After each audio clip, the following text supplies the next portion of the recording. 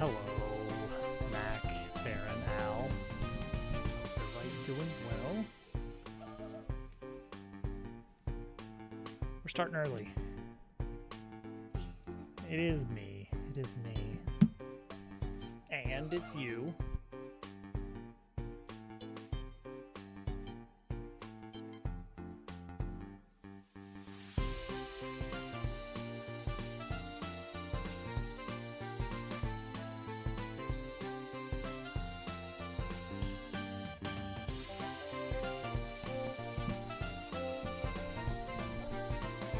Guest wandering around in here. FYI. Also, Posy's here. Okay. So. I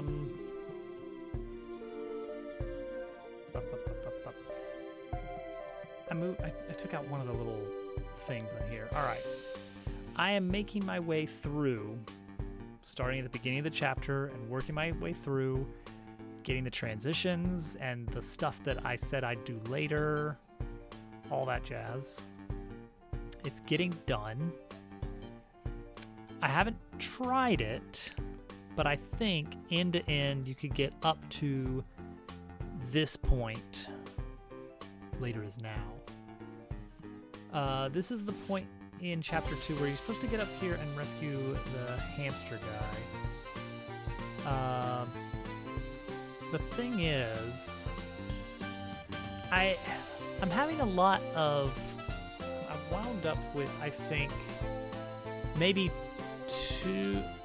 I don't want to get too many required fights in place. I mean, yes, but I don't want it to be overdone. I want it to be interesting and different.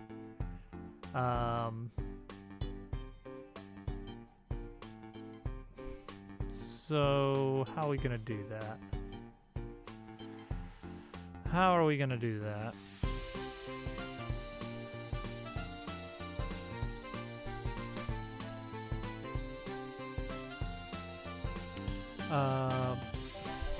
Because let's pull up the map. Let's pull up the big map. I haven't updated the big map in a bit.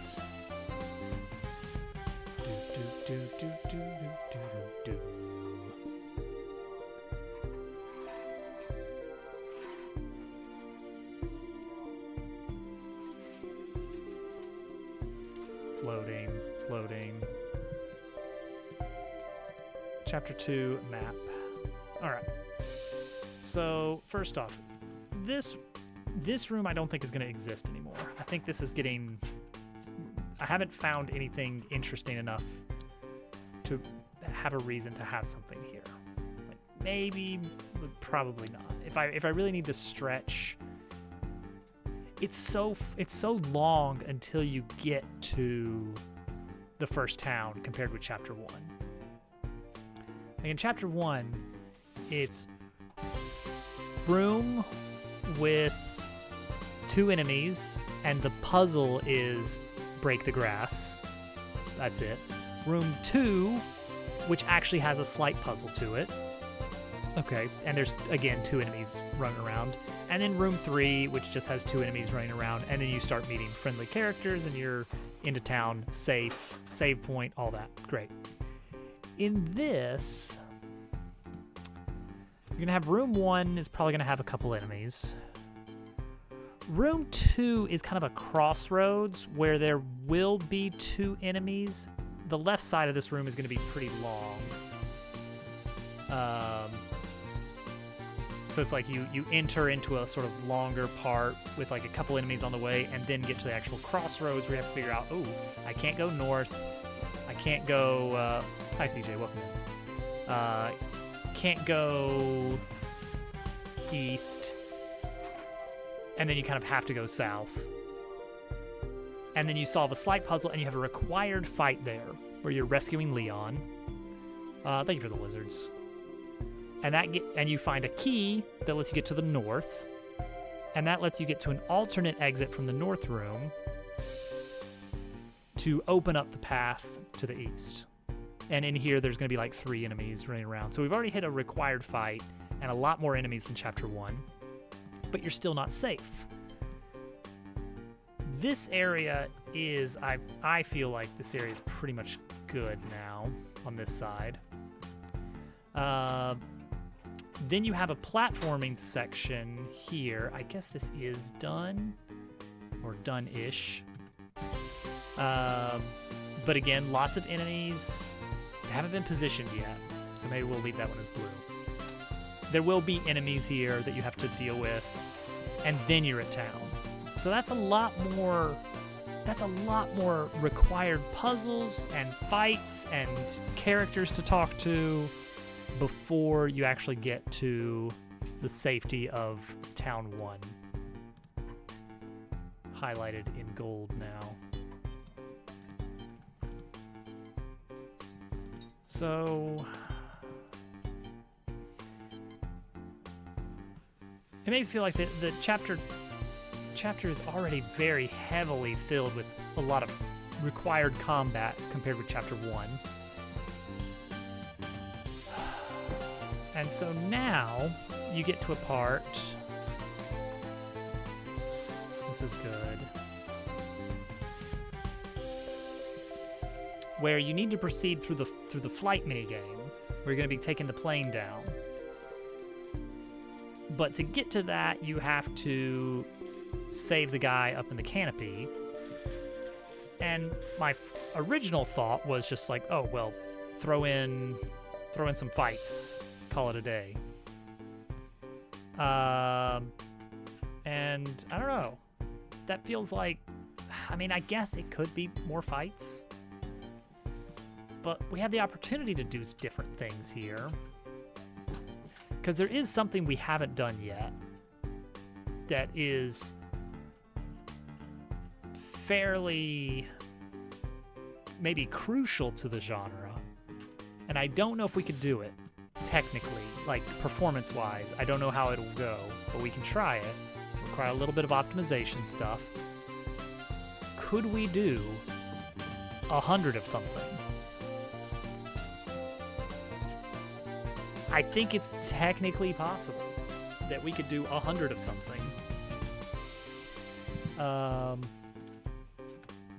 So consider, you get up here, you've heard that this is, you know, you're trying to help and see what's going on here, and then it's a bunch of these guys, but like a bunch of these guys, like say 100. I'm looking at that, it's not actually that many, is it? We'll see how many we can do.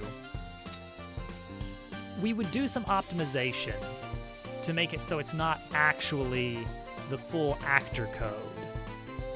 Actor code handles, we've got that handling like different animation types and rules about, oh, if you're every frame, check if you're in the air yet and see if we need to change to a jump animation and all this other stuff. We would heavily simplify, we would make a dummied down version of an actor that can be smacked around and maybe has like some kind of push against you in some way, I guess. I don't know exactly what it would look like, but that's an option, is just have a bunch of random these guys rolling around that you're trying to navigate to get to him who is like, I don't know, on top of something.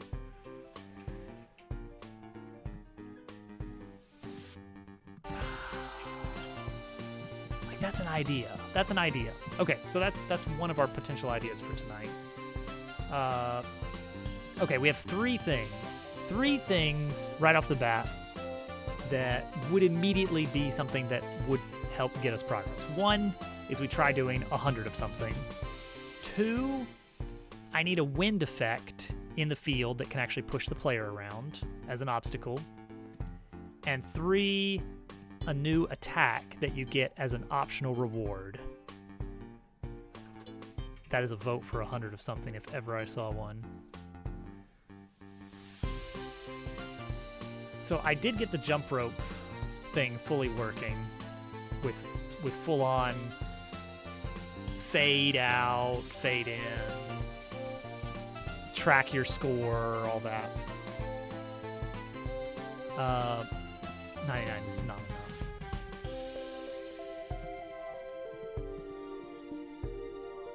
One 100 of something, please. So I'm going to have the birds be kind of like a summon attack. It's going to be represented as a module that you have to equip. And then that gives you a new attack for Dabble in the form of you summon them. They just fly across the screen and hit everything that is airborne. Some kind of mini game to go with it for an action command that makes it kind of interesting and different. But that's pretty much it.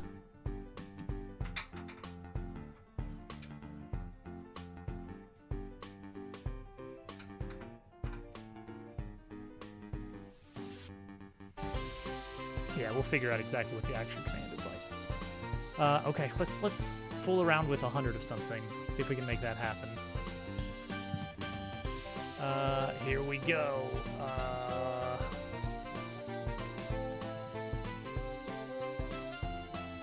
100 prickles. How in the world is this going to happen? So we need to create a new entity.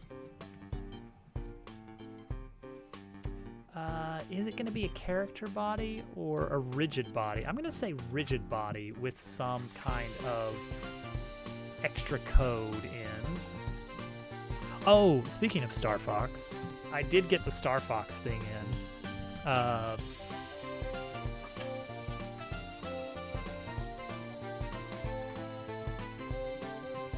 It's very silly.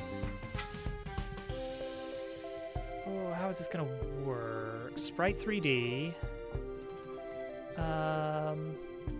Because you can't...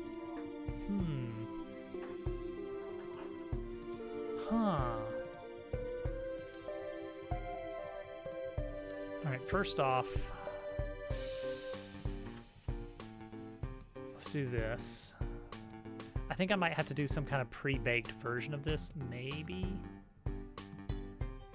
Alright, so first off, it's definitely too big. Yeah, let's make a pre-baked prickle. Get this open.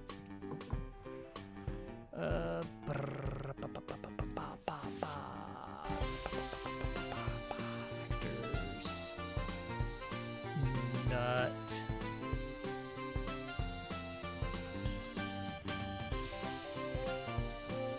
Oh wait, this one is not complete. This is the wrong file.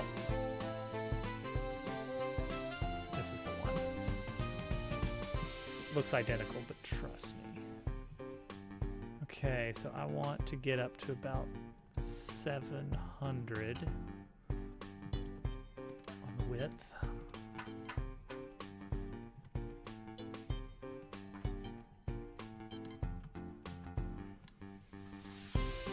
And just plop it over here.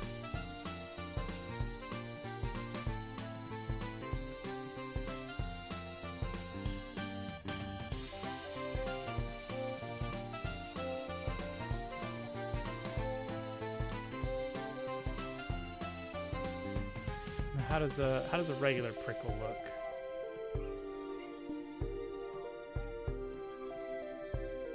Eyes are a little bit... Is that right? Hang on. What's your animation say? Oh yeah, you're just kind of wiggly. Just a wiggly guy.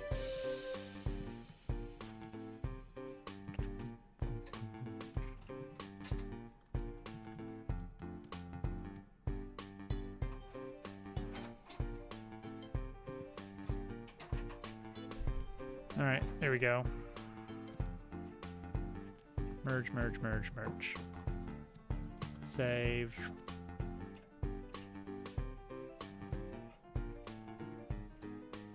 And then also take that and put it in the correct folder.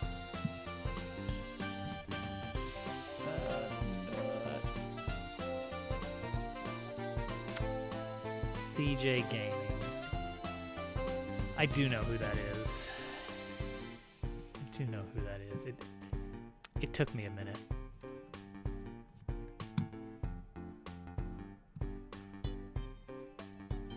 Huh. Cool.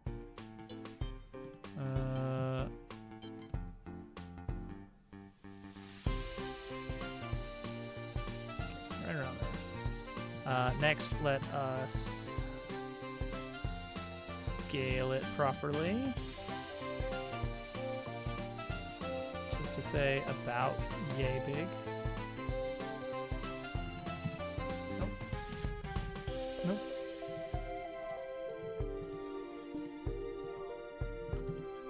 I mean, I can always change. All right, there we go. Looks great. All right, collision shape. Bring that down to size. Okay, so there is a prickle. A dummy prickle. Oops. Go.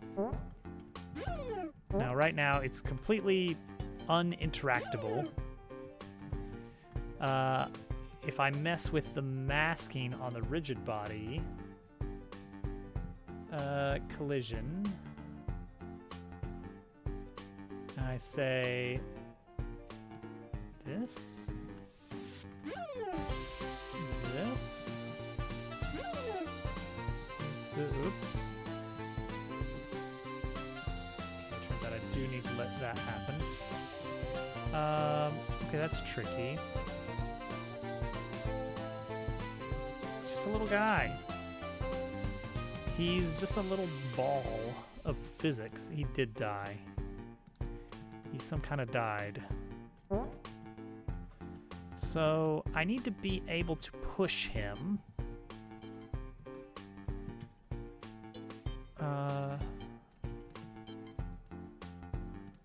Which, for that, I should check the player character body. Player character body collision. The player exists in layer 2, and in mask is what it scans. So I hit layer 1 and layer 2. I exist in layer 2. I'm trying to remember how this works. I am affected by layer 2. There we go. There we go. Okay. So the problem here is now that, yeah, this is what he does, which is not quite what we want. It's very silly. If I take this sprite 3D, I could set it to... Oop, he rolled down the stairs. I could set it to Y billboard mode. But the problem there is that now he will not rotate otherwise, which is wrong. Oh, there he goes. Oh, he's gone. He's gone. Oh, he's gone. Building a video game, that's right. That's right. So we don't want billboard mode.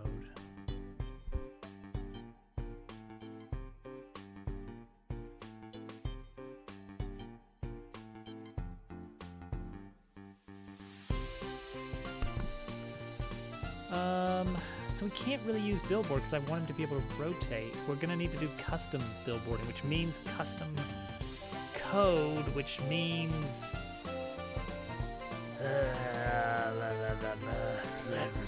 it means that we are in fact going to have to, it means there could be a bit of performance hit.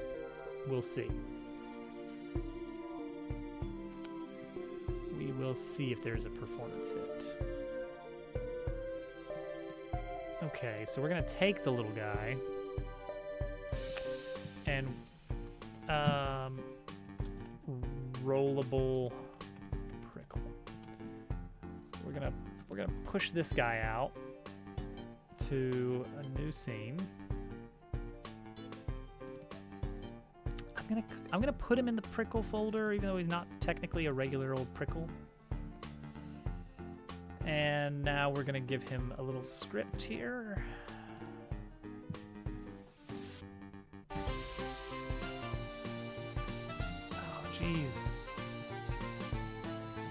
this is going to be a little bit painful, isn't it?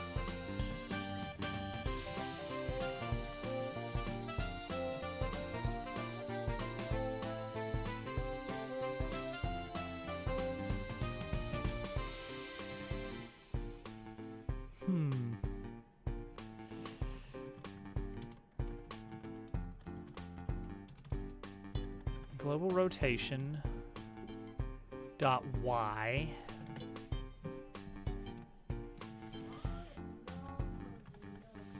is camera rotation, I think. All right, let's see what that does. Okay.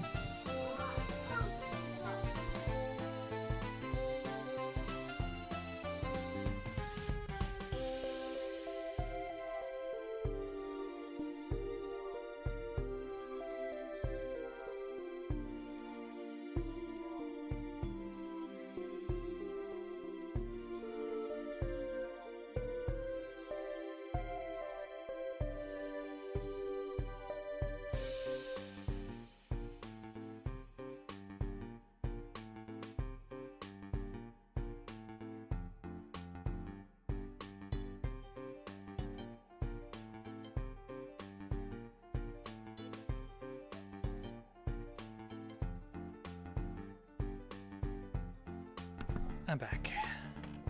Posy's chewing up her burger. She finally got the squeaker out. She loved that burger.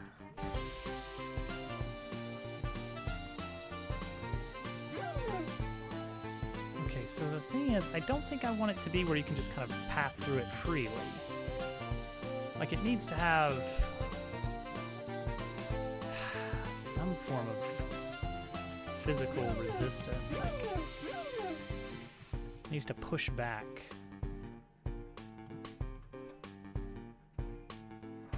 Okay, what if I had here? Let's do a benchmark here. All right, currently uncapped. We're sitting at about 400 frames per second. Now, what if? Oh boy, what if?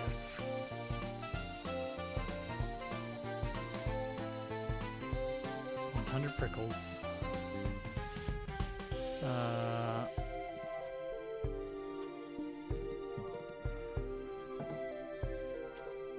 This is going to be silly. This script is going to be called 100 of something.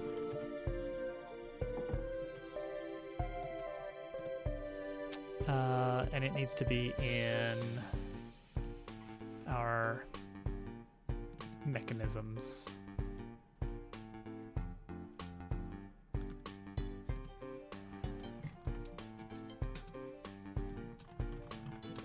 $100 of something.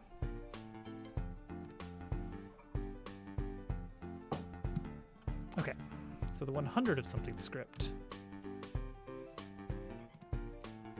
It's weird.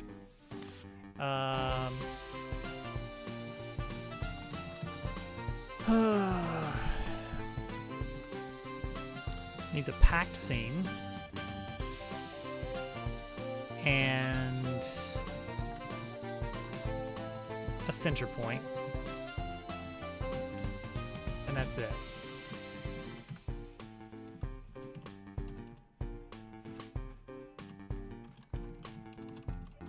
And I guess we'll have an actual count. Number to spawn. Eventually, maybe we'll do like a range. Like a distance range, but for now this is fine.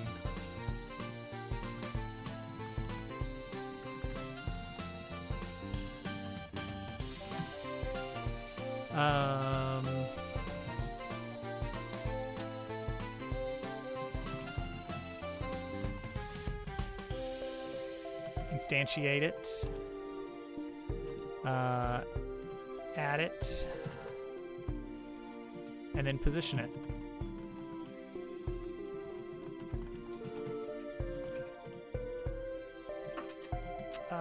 Plus vector 3 for now, let's just like wiggle it a bit in the X and Z direction. You don't like that. Node 3. Oh.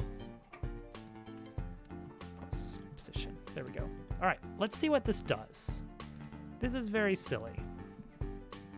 All right, so rollable prickle.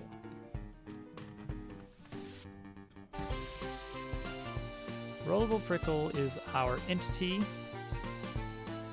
Center point can be our self. Number to spawn, 100. Sure. Let's get 100. We were hitting 400. This is gonna be awful for performance, right? Well. Oh geez. Well, they don't collide with each other, so that does help quite a bit. But also they're completely, it's just waltzing through nothing. I can't really do physics. Alright, rollable prickle. Change that collision type to say that it does exist. Oh! Okay, now I can't walk through them anymore. They're just spheres. You know what? That is already significantly better.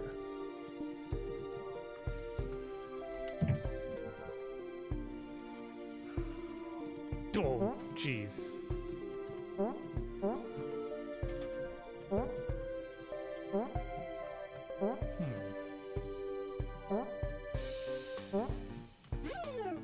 Okay, what do we do with this now? Now that we have 100 of something. Huh. Like, obviously I need to, like, hit them out of the way, but they need to be wiggling around as well, right? So these guys, every frame, not every frame, they need some kind of timer.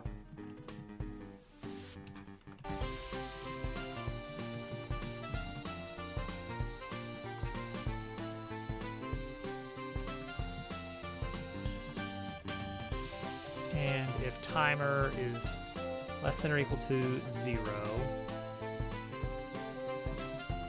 then we're going to queue up another one in 2 seconds.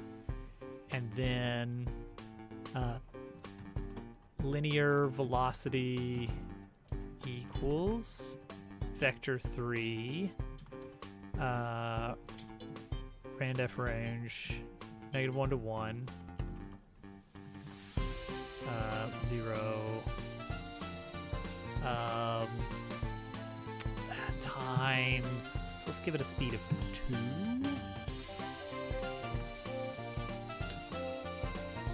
All right, let's try that then. What does this do if they start kind of wiggling on their own a bit? Oh geez. Oh, they're wiggly. They're wiggly. You can walk on them, which is noteworthy.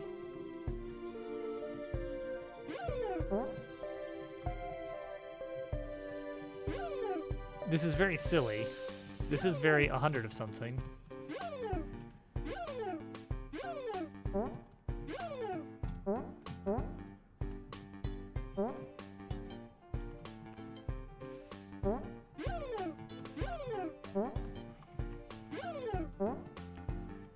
Huh.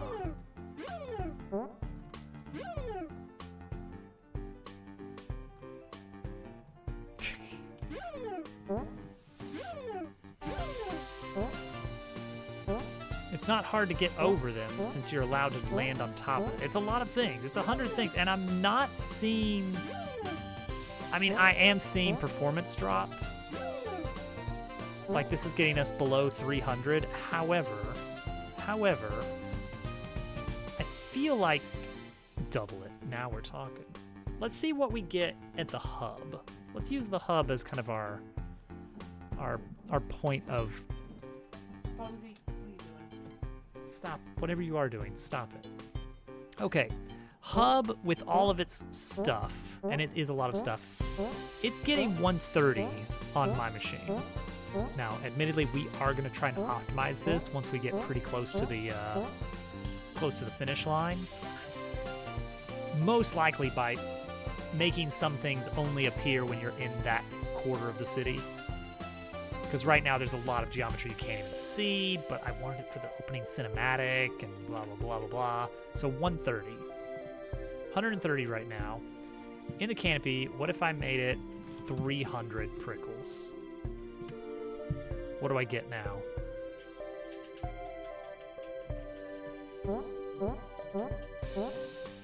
Whoops. Well, what are you even hitting down there? You guys are hitting something. It looked like you were. The frame rate is still better. Okay, well, this is hilarious. Okay, this is a lot more of a problem now for this guy.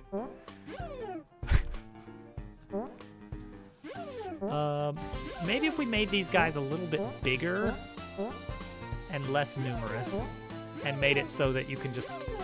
I want them to be smackable. Yeah, I actually do love that they're spilling off the sides. In fact, I think if they spill off the sides, they should respawn up top. And we can actually do that pretty easily.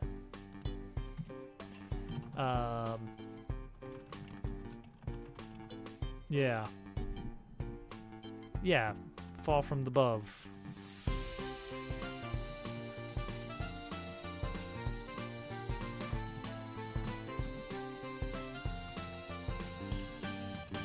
Welcome in, Justin.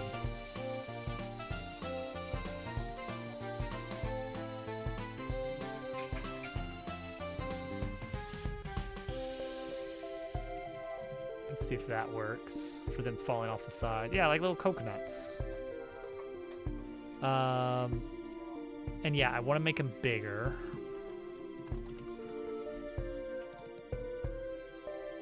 So let's scale them up a hair to, let's say 1.2. Wait, you don't like that? Oh, because it's a rigid body. You can't scale a character body or anything that inherits off of it. So instead, you have to scale here. Multiply by 1.2. Hang on, let's go 1.5 bigger. That's probably good.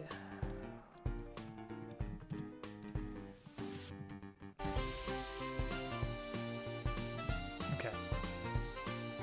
And then the count on this, let's bring it down to 200 for performance. So we'll make them bigger, but slightly less of them.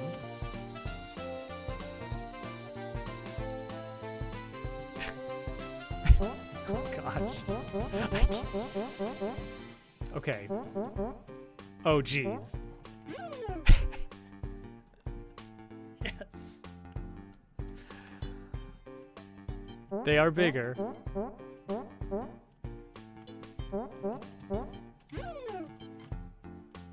All right. And they are raining down.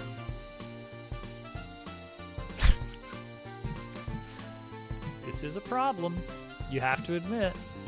Yeah, once you can smack them. So how are we gonna do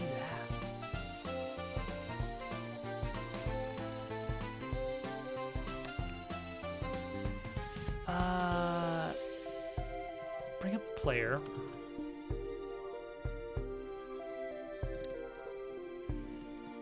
Oops. So this right here.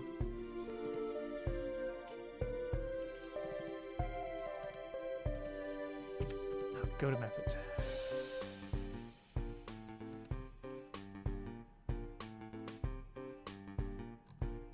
Okay.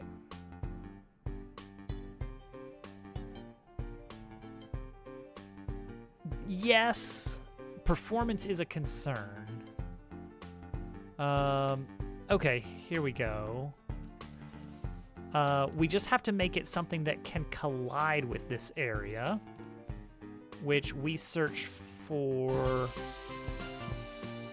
rollable object, hay bale. The rollable hay bale.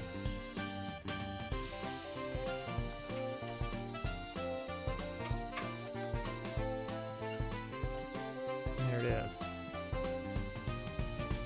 Collision shape. Well, okay. It can hit, okay. It can hit one? Really? I guess so. So just collision shape 1. And then as long as it has a certain name is what we're looking for. Yeah. So that's got a generic interact zone for its area. So as long as we have an area called generic interact,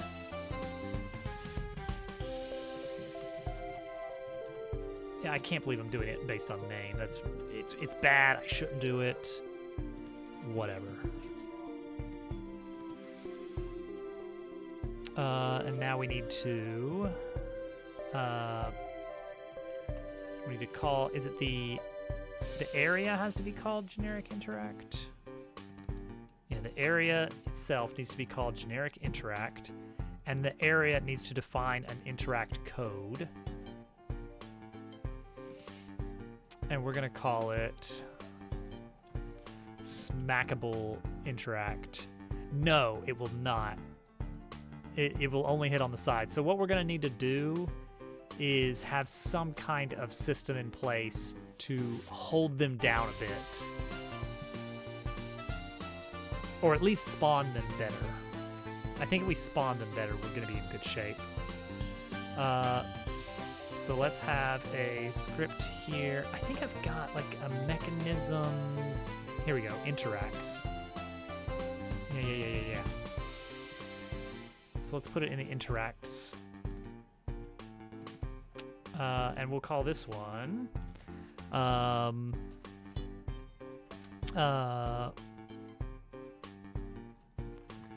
junk smack interact. Give a dog a bone. All right, this is specifically for 100 of something. What is going on with Godot tonight? This. What is this? What is this? No, I want.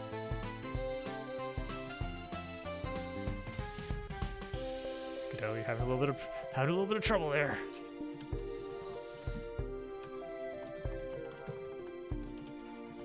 Okay.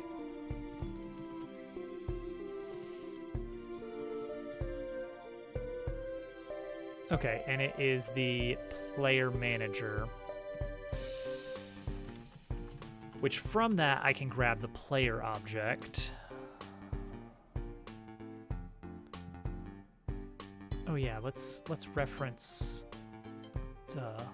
Yeah, let's have the code in here.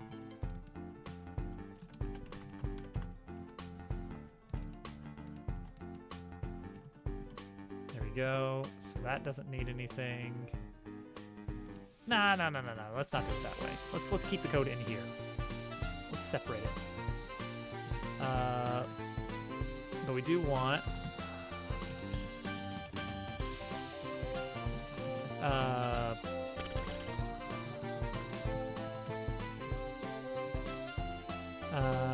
character body inherits off of physics body.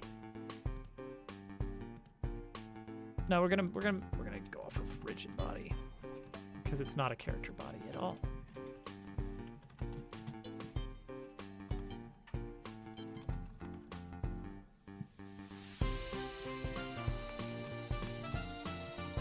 Okay. Right. This is problems there. So generic interact. Rollable is the. Oops.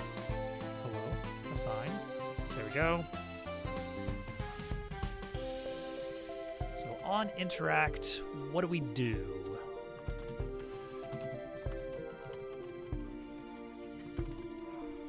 We want to look for the difference in position to get a vector. And that's going to inform the direction of the smack, the smackage. Smack direction is player dot global position rigid body global position. But zero out the y vector because we're only interested. Oh no, give it a little bit of up. We'll give it a bit of uppies. And then rigid body dot add force. What kind of, not a constant force, like an impulse, right? Apply an impulse. Here we go. Smack direction. This needs to be normalized, I think. Smack direction is a vector 3.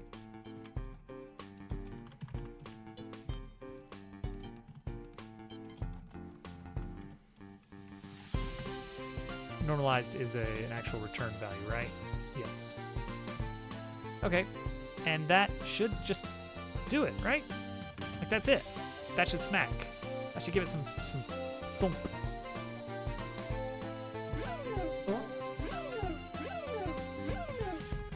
Okay, they are wiggling a bit. Oh, jeez. Oh, jeez. Is this too many? This might be too many. Also, let's increase that strength. Let's see, what do we call it? The smack interact. 5 times the strength.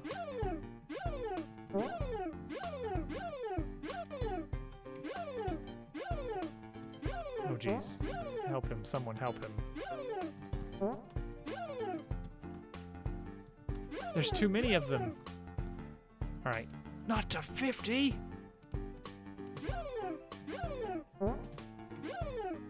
Oh, well, that is actually making some ground here.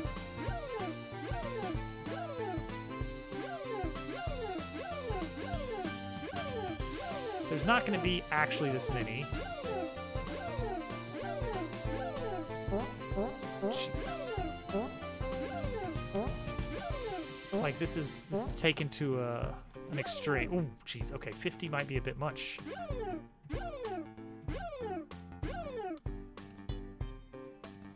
Okay, let's go 20, but let's also, no, let's go 10, but also give it more uppies.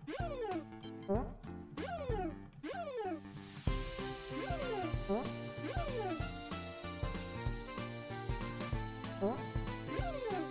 don't know if I want him to respawn.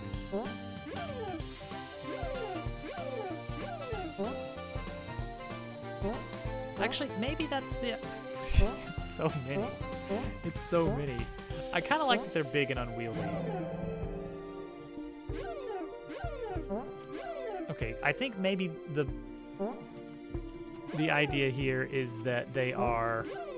that your goal is to get rid of them. Oh, I see. I see why they're like... why it looks like they're hitting something. It's because that's their timer.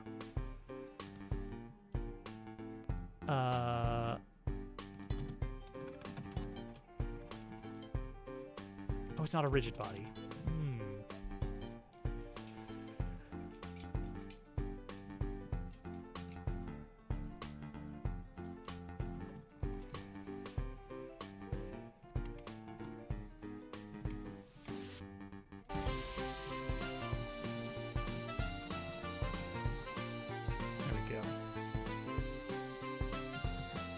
That's better there.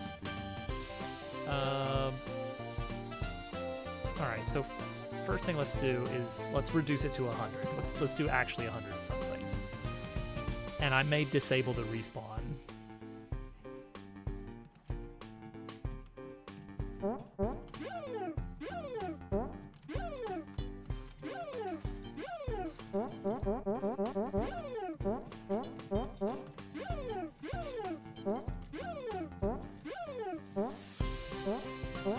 Okay. Maybe the mechanism is, hey, you gotta get these guys out of here. But for that, you're gonna need a bigger paunch.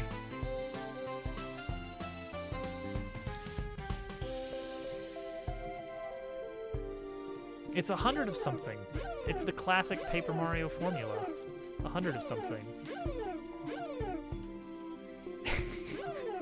That's actually quite nice. With a good sound effect on there, a good thunk, a nice hollow coconut sound.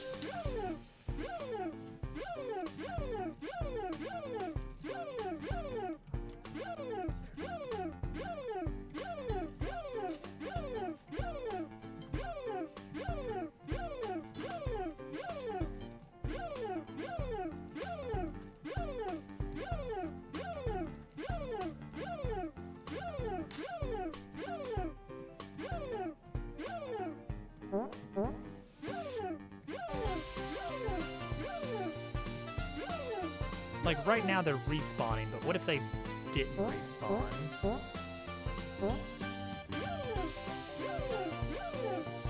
Oh gosh, they've gummed up the exit. There we go. Alright, so what if I said that they do not respawn?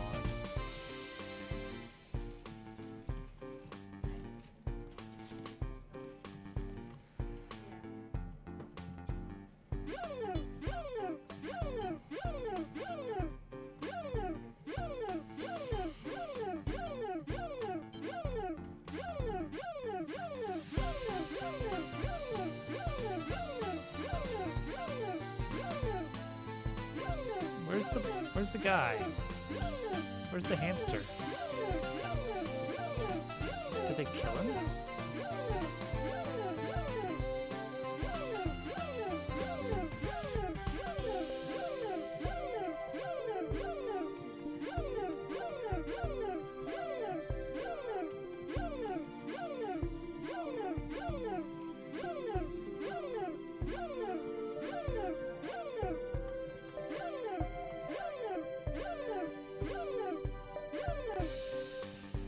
What I need to do here is I need to say that the prickles, the rollable prickles, are masked by layer 5. Let's rename this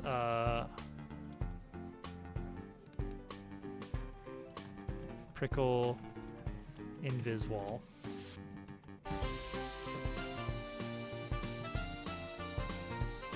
And then let's have a CSG box that is in layer 5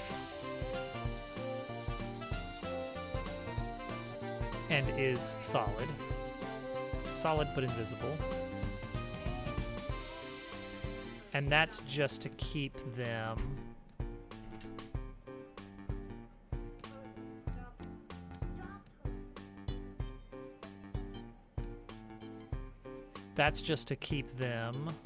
from going in the exit door.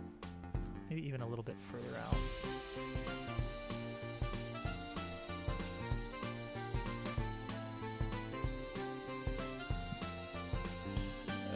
Fix that rotation.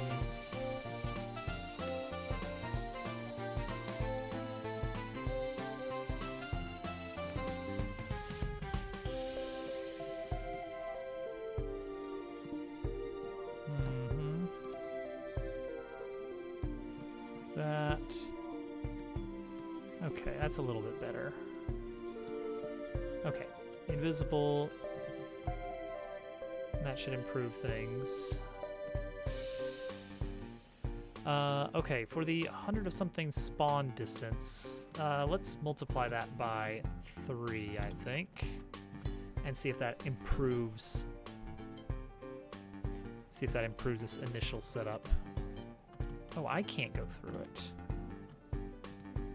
Why can't I go through it? It's only layer 5. Oh, that's a visual instance. Whoops. It should be the collision layer. It should be only 5. There we go.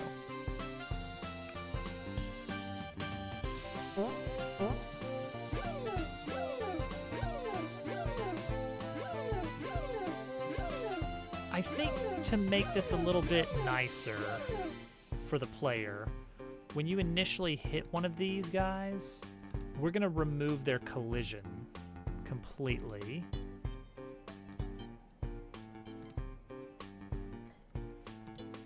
So we're gonna apply a pretty hefty, let's see, so we're gonna say collision mass equals 0. So after we hit them, yeah, they just, well, okay, that makes this, well, I mean, huh.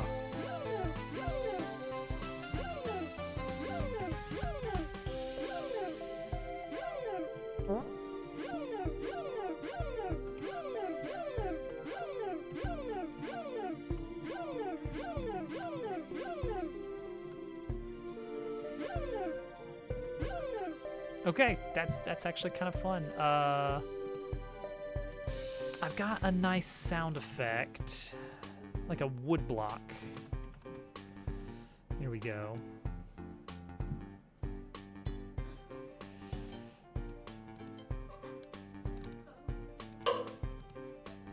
Nice.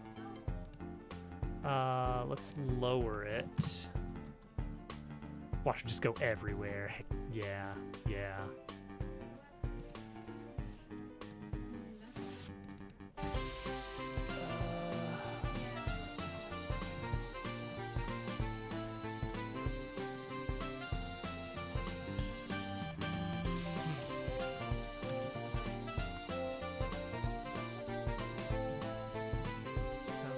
Play.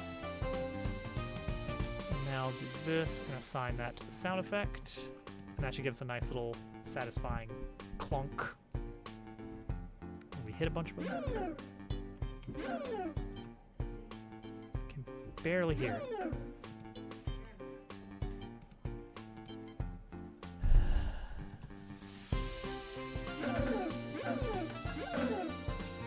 A little louder.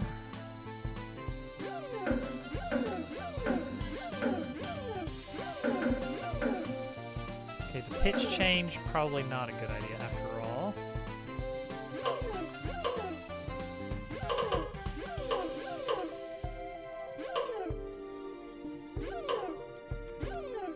Where is he? Okay. All right, hold on, guys. I'm gonna take a quick break.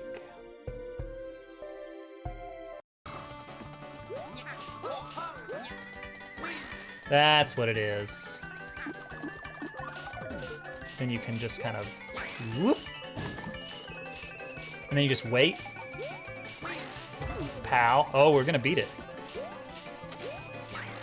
Bop. Drill down. Bop. Drill down. Oh, apparently you don't do it a third time. Oh yeah. And then the final thing is these buzzsaws. That's what it is.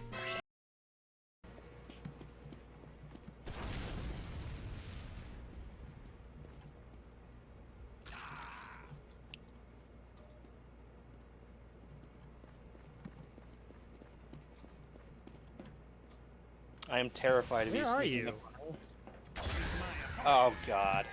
Just lay your weapons down and walk away. That's never gonna work again. No.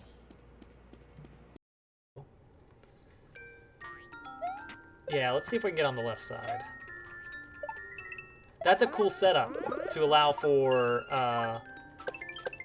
oh, there we go. Yes, shenanigans are afoot.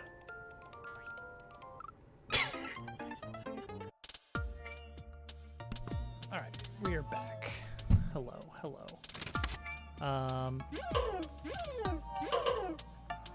So things to change.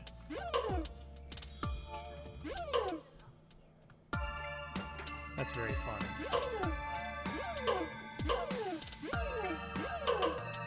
Yeah, so when you hit them, no matter where they are, you're fine. Where is the hamster? Where is the hamster?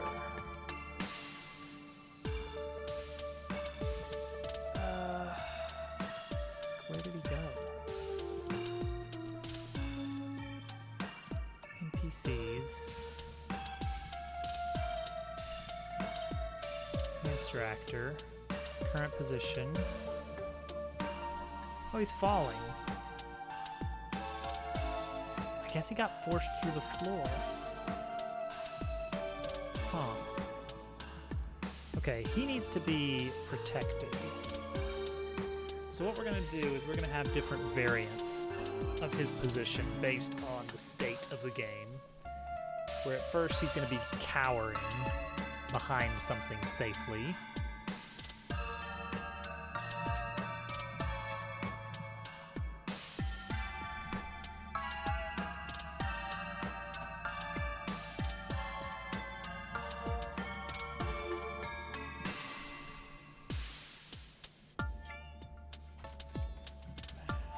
Is that solid back there? Do I have some invisible walls going on or anything? Maybe not.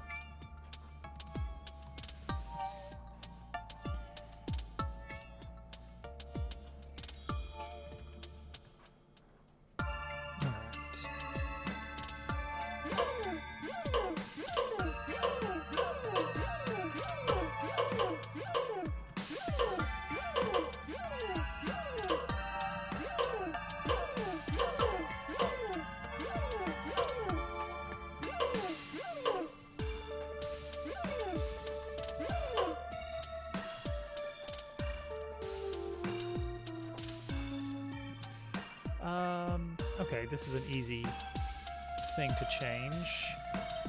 The pitch scale.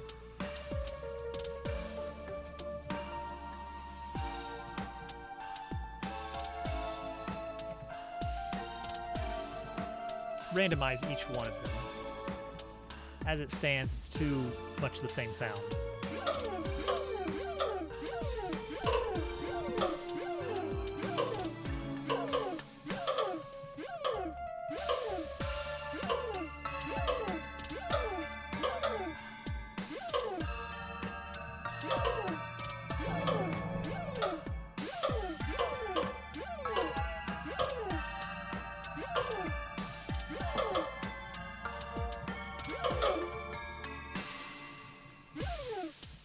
Sure. Alright, so the gag will be get a certain percentage of these out of here, and this guy is happy again. Let's put him in the wheel. Let's put him in the wheel, and let's also put another one of those invisible walls.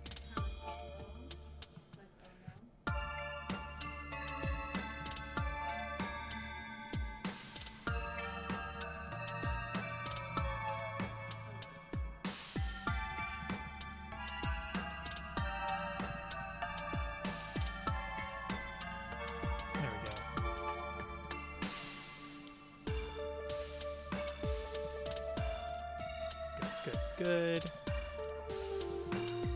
Alright, 100 prickles. Which that will only happen if we're in a certain state of the game. Which is to say, hamster.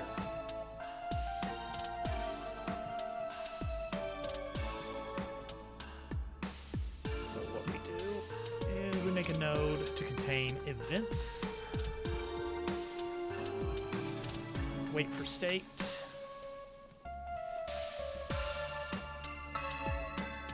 When hamster is 0, then 100 prickles happens.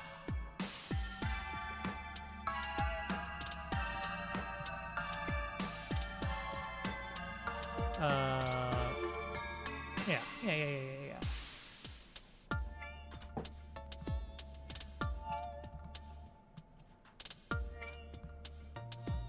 Let's move 100 prickles out a little way. Oh, no, hang on, careful.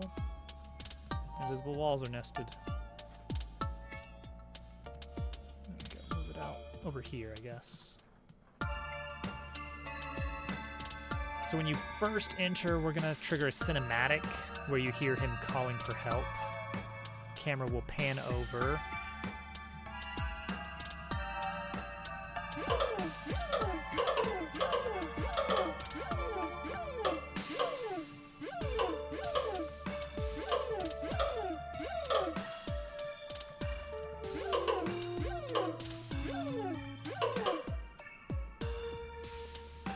There Do you have to get them all, or just like, I don't know, like 90% of them, and then it's like, okay, good enough, buddy. And we're gonna trigger that based on, I don't know. So we're gonna add that to the wait for state, no, not the wait for state, to the 100 of something code, which that's what we're calling it, the 100 of something.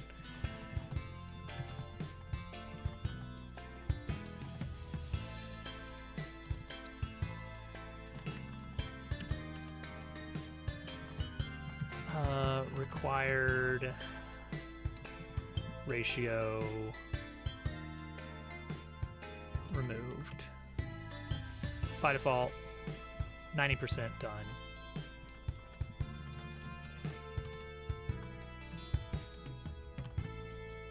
Let's see here. So we're gonna check our let's see, actors.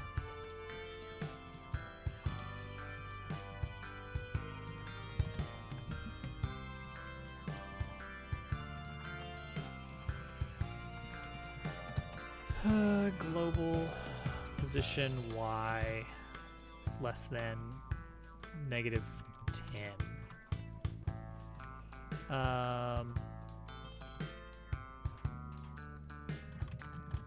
Defeated ratio equals that divided by actors.size.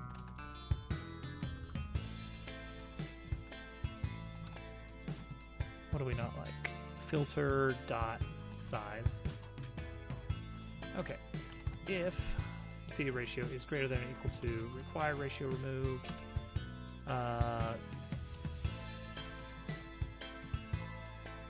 if cinematic exists, cinematic run.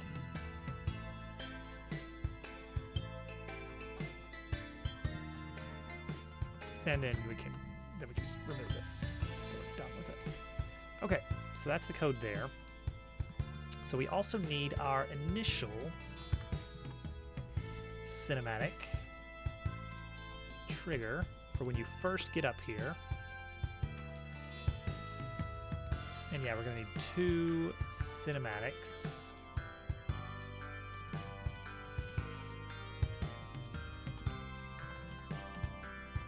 Initial, cleared, and then another one called thanks for when you've cleared 90% of the prickles out of the area. Seems pretty simple. All right, cinematic trigger is going to trigger initial. 100 prickles is going to trigger clear. Hold that thought. I have to specify that it is a node, or else it won't let me put a node in there.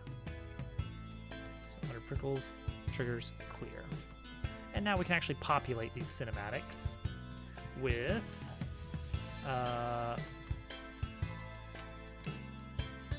initial camera target, cinematic target, go to hamster.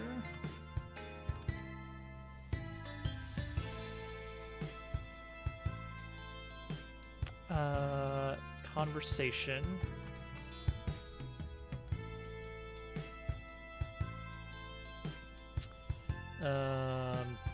What is the conversation going to be up here?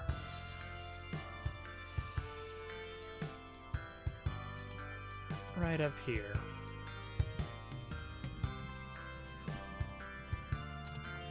Hamster init.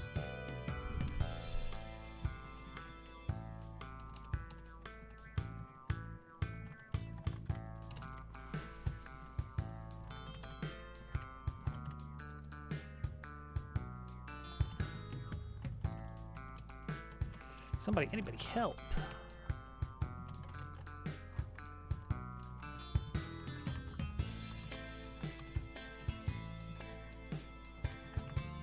And then cat pipes up. Oh no. What's going on here? then pan camera over to where the hamster is, but you probably can't see him.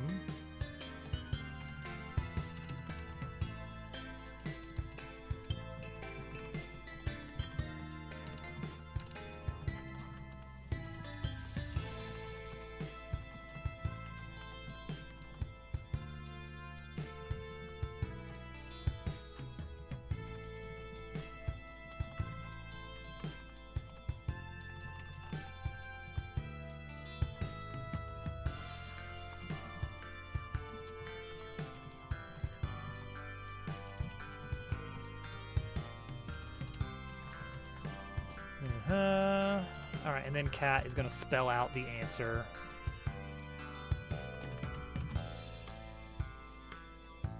Do you have any opinions on sellers? No. No. Tell them to go to Steam. I don't know. Is a Steam machine right for GQ? I mean, that is a PC, right? I homebrewed a little something here. It is still going to be files that you can just plop in for localization if that is something that I end up getting to the point where it becomes necessary. But it'll also make modding easier, which that is an important part for me. So right now it's an internal text file, which I think gets wrapped into the build, but it won't be hard to tell it, hey, instead of pulling this from the internal file, pull it from this mod folder location. That's the plan, at least, is to make, is kind of from the get-go, hopefully make this kind of stuff something that you can just swap out text files, and then it just works. Which I think is fun when you can do that.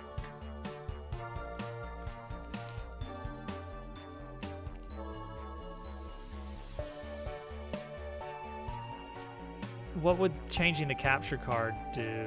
Are you worried that the capture card is causing his streaming issues? I'm gonna say if he wants to check his RAM usage, that's not too bad. That's not too hard to do. I think the shortcut is just Control Shift Escape. Now. Yeah, it's cheaper to buy a computer. Weird. Okay, then we're gonna spell it out.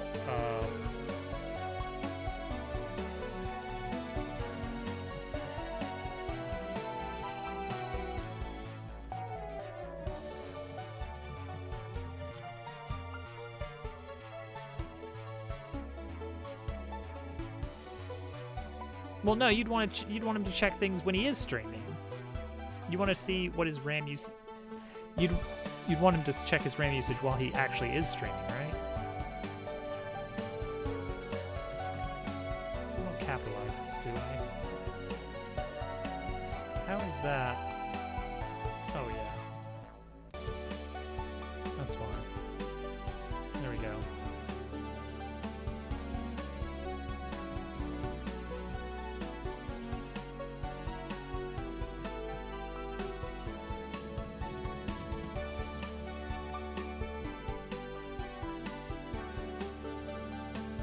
Okay, and then if you go talk to him before things are cleared out.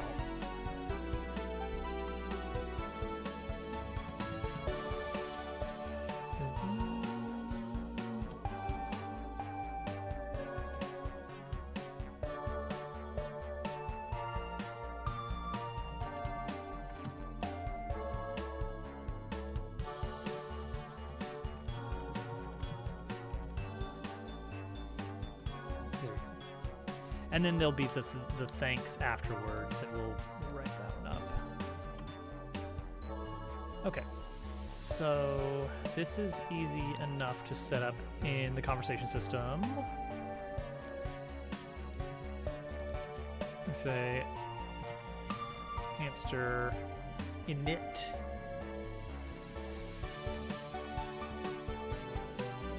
Is going to be the convo code.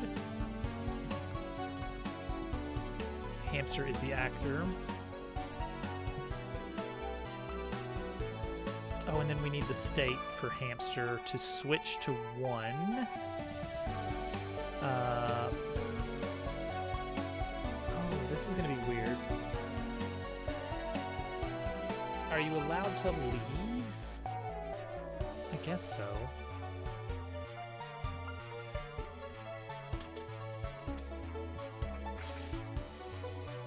Okay.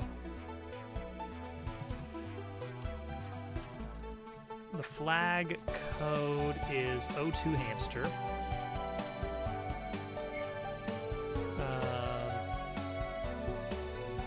The current state of that flag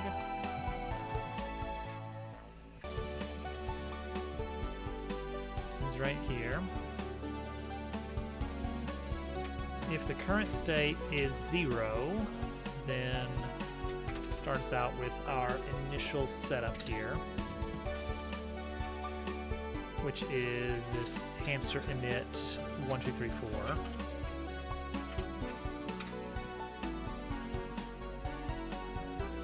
Ooh, actually, this is gonna be multiple. This is gonna be multiple conversation blocks. We're doing some cinematic stuff in between. We're gonna do the conversation.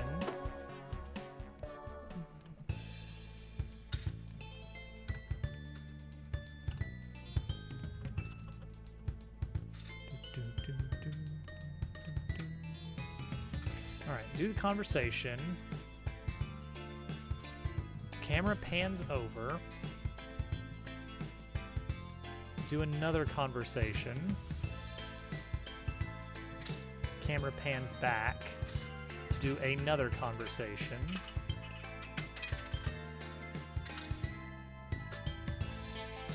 For init 3.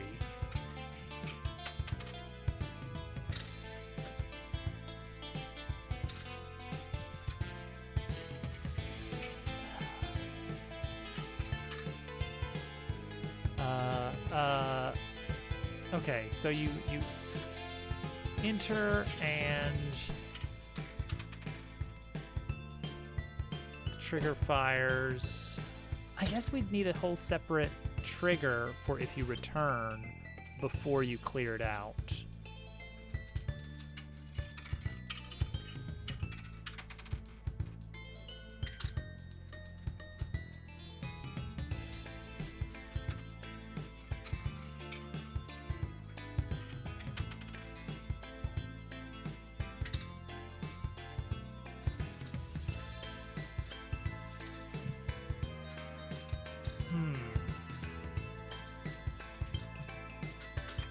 Okay, so we'll have a section for if you are in mode 1. It's just a different trigger.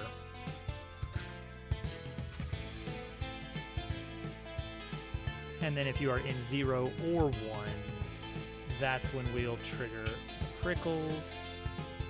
This is how we're going to divide it up. So we've got cinematic trigger 1, cinematic trigger 2, and then the prickles for both.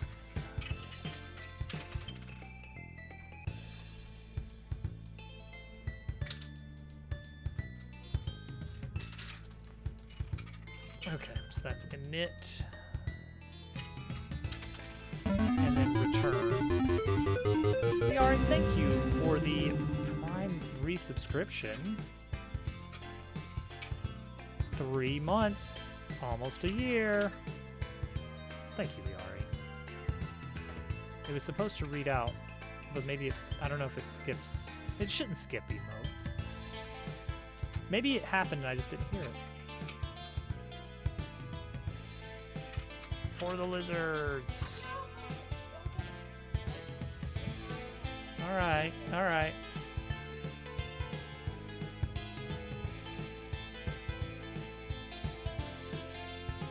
Hold that thought, everyone.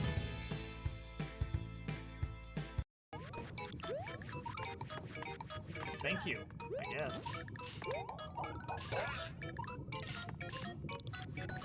Aha, he's stuck. You did that to yourself, buddy. I made a mistake. Oh, there's no city. We We checked looked. high and low, but I'll go down there. I threw him a bone. Come on, Warden, let's get. Oh my god! I thought you were gonna get me hit for a second. I wanted to go punch him. Yeah, he was ready for you. That was Well, wonderful.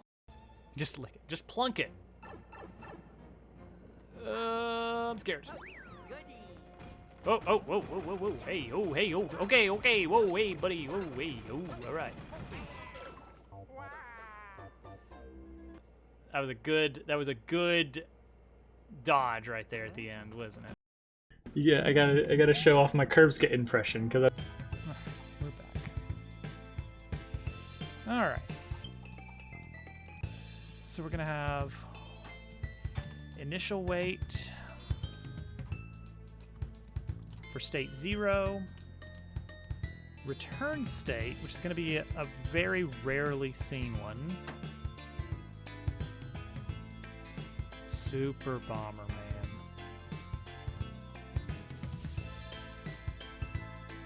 Hello? Right, because it's not an integer, it's a string. That's very necessary.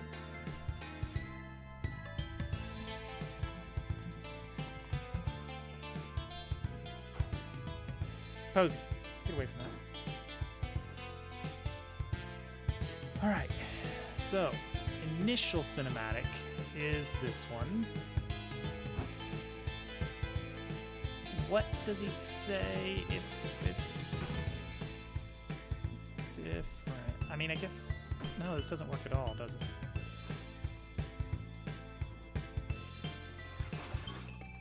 That's not necessary.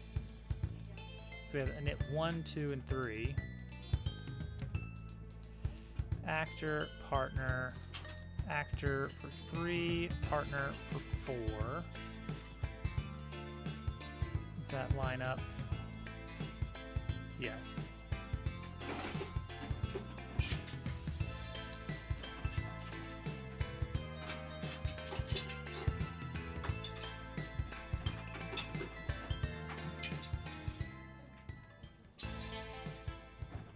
It's the weird thing on this audio player. It does this weird thing where the fade out happens but then gets stuck. Now that I'm here, I can actually catch it. Last time, I'm sorry, I was not around.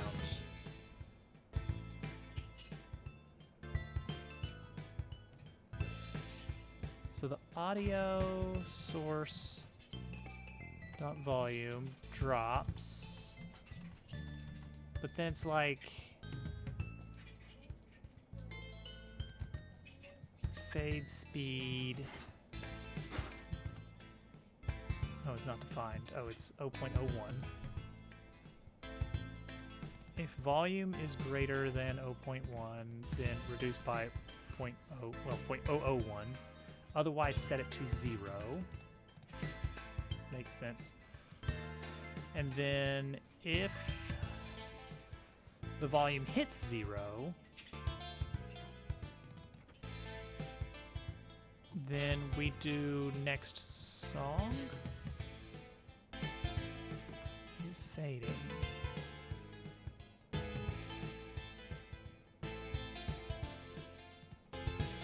Target loop time is 360 seconds. Accrued loop time is definitely more, so it should be hitting next song. Next song as code checks to see, hey, is our volume less than or equal to 0? And if so,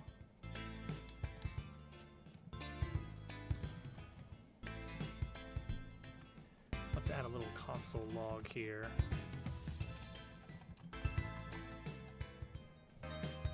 It is hitting that. Okay. So it is hitting this. So it's just not being able to get into the next song. Oops. Lost my code. So the problem is right here, this block where it checks to see. All right, so what's our current song index? Current song index is song number 10. 0, 1, 2, 3, 4, 5, 6, 7, 8, 9, 10. Okay, yes, kind of. Kind of. New index is current index is 11, but we have an auto play skip because no, maybe not. Maybe we don't have an auto play skip.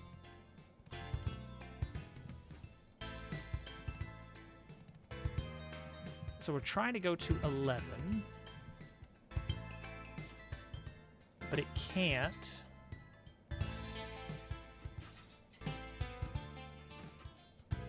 So it tries to go to 12.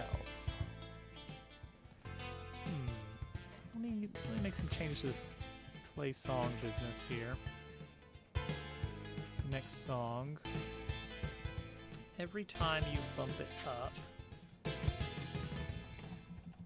tell me the new index. 12. 12. 12. Oh, it did it. Why did it do it? What did I do different? 13. Oh, I have to actually have it unfolded? That doesn't seem right.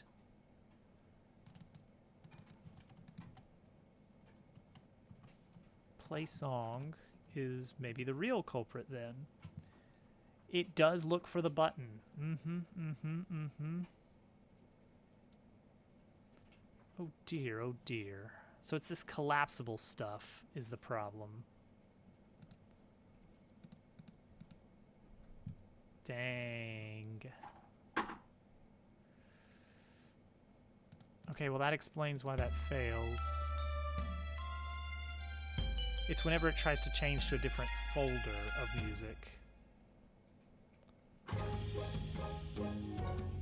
So how could I do that?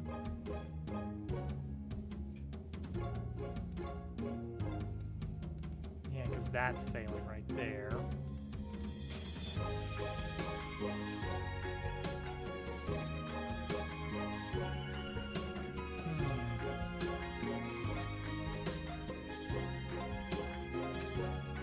I would have to open folder.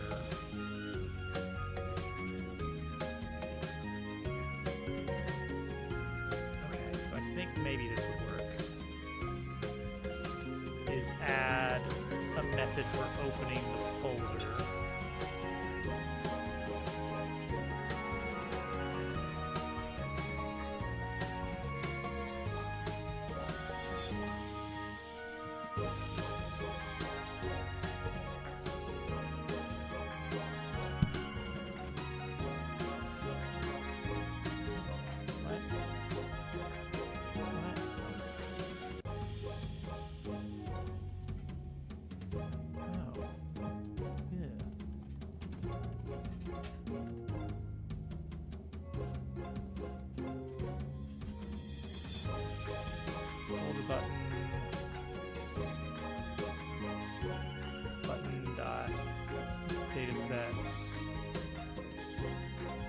Name. There's gotta be something. How does the data set? Because that's the audio element. That's the data set name. What this? What this guy right here? Terrible.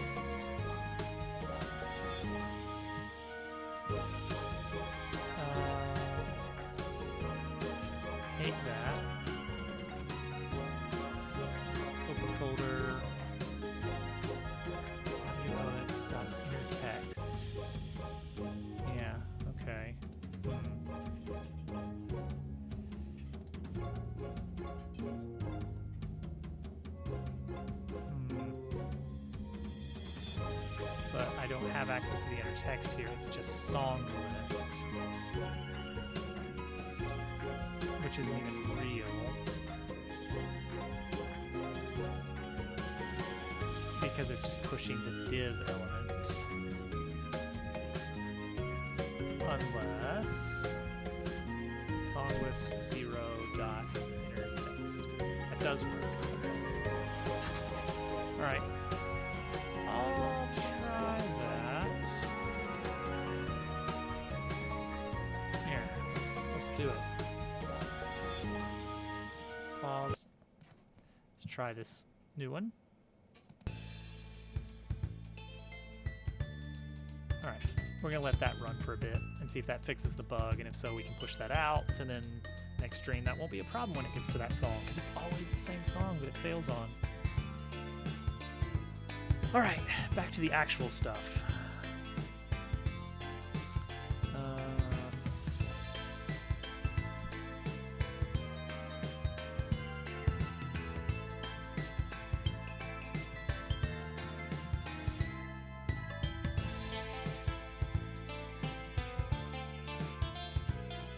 Okay, so we'll have alternate text for if you're returning.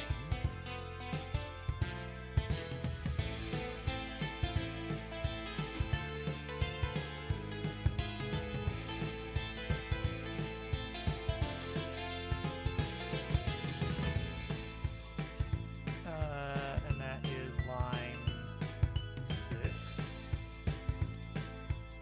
Yeah. Okay, so a similar setup here for cinematic return. So this is if you just leave without helping the guy, then we will pan over to him, have a conversation, pan back, done.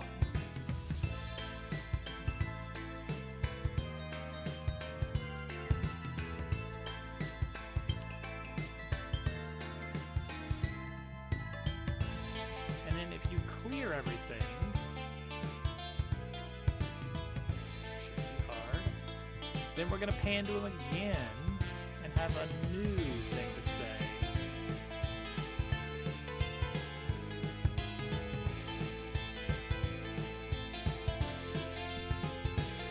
We're gonna call this clear 1.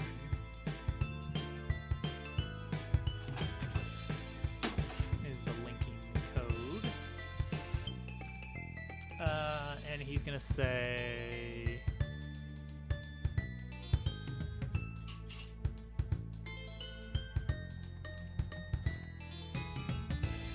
wow, incredible.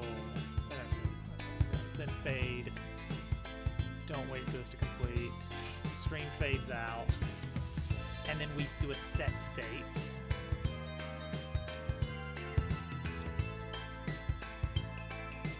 Where we're going to change that status to status 2.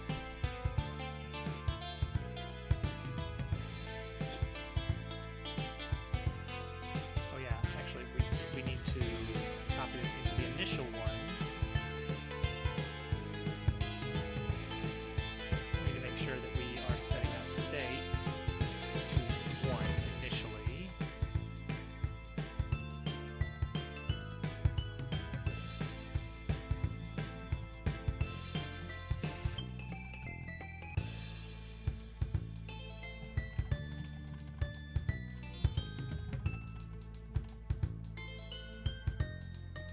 All right, there we go.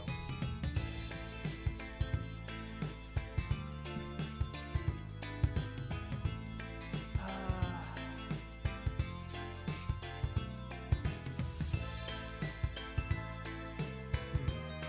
think it's just, he shouldn't have a chance to actually talk after this.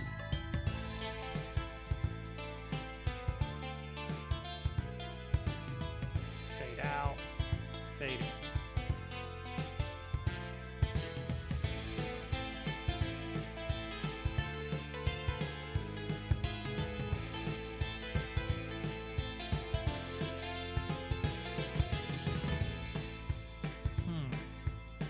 Well, this is going to be tricky. Alright, let's see what happens.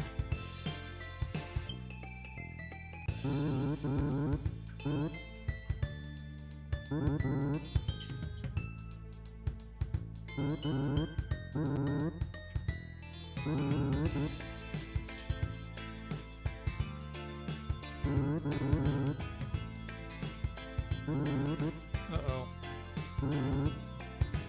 Why did it trigger again?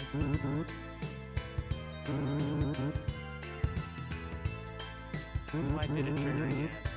Oh, it triggered the return. That makes sense. Although it's not supposed to be doing the same thing. Because I haven't, because I didn't actually set up different triggers.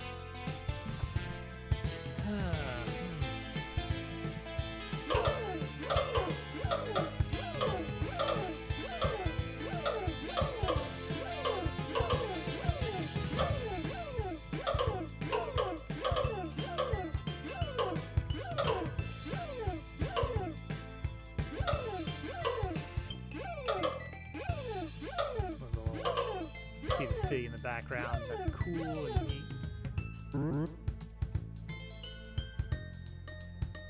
And then they're gone. Okay, well that's something. So problem, the return is turning back. That trigger is turning back on.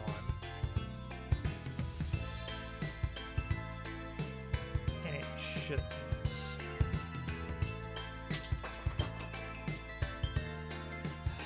I mean, it does. That makes sense.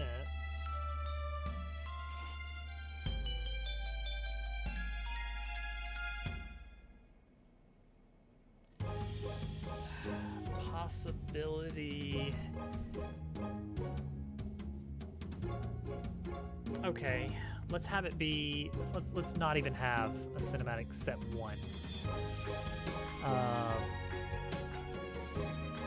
Oh no, we will have one, but we're gonna keep it in one cinematic. Just one cinematic. But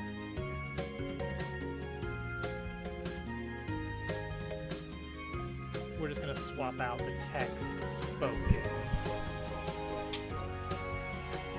based on this here. So we're going to do if scene manager dot get state flag O2 hamster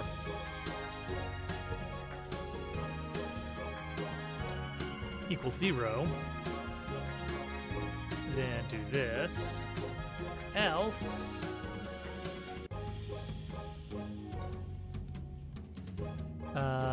we're gonna call it return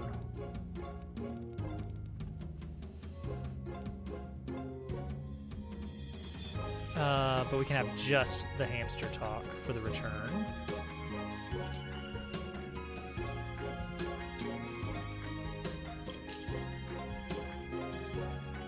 Okay, so that's gonna be the format.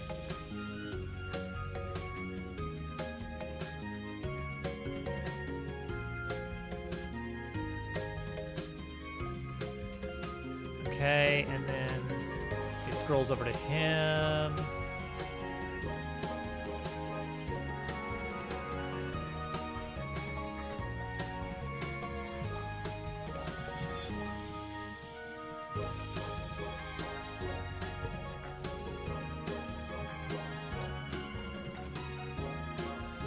So the text is going to be mostly the same, but it will be a little bit different.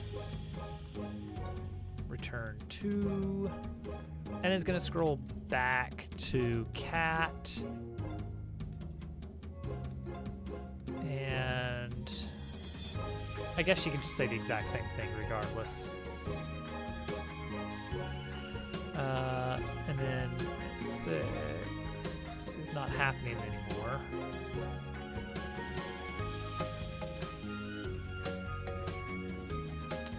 What was that? What was this line for? We'll skip it now. Jump straight to 5. Just clear 1. Let's just call it clear 1. How about that?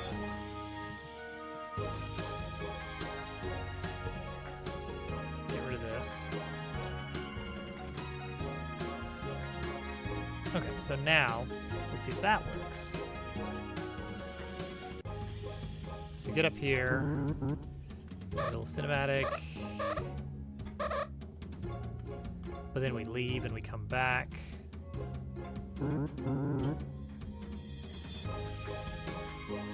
You're not the one supposed to be saying that.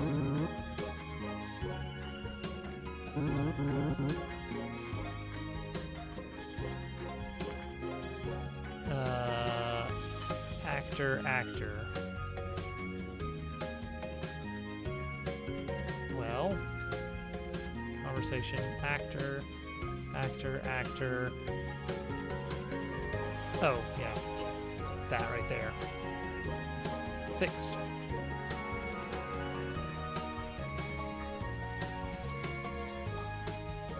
Okay. Cool. And that clears them. And now hamster state is 2.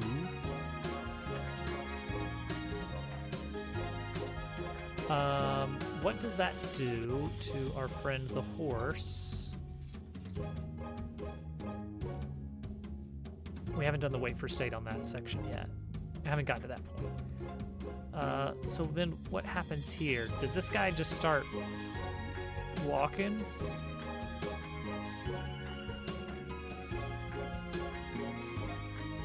Like, does he not? Surely we can get him to thank us for a bit first, right?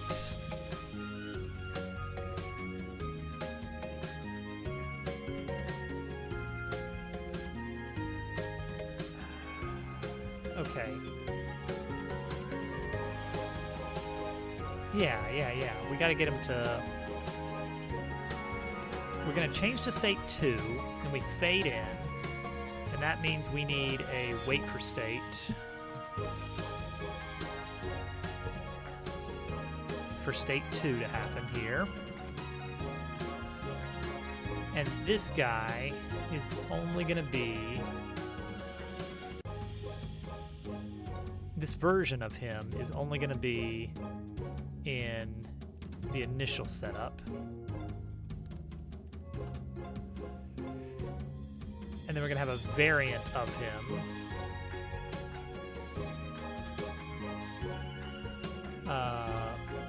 For set 2.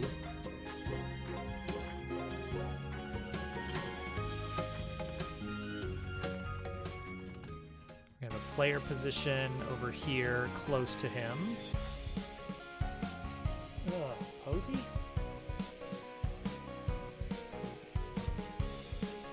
Yeah.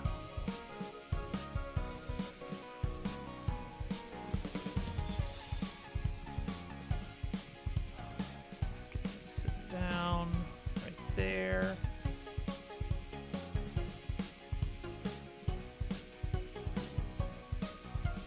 Okay. And then we need a new cinematic object.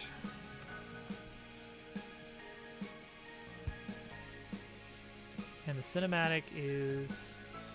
Oh, we already have that. Cinematic thanks, right? So that's going to be a conversation.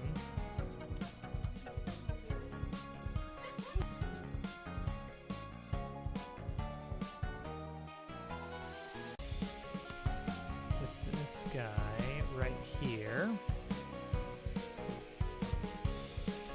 Go to hamster... Thanks.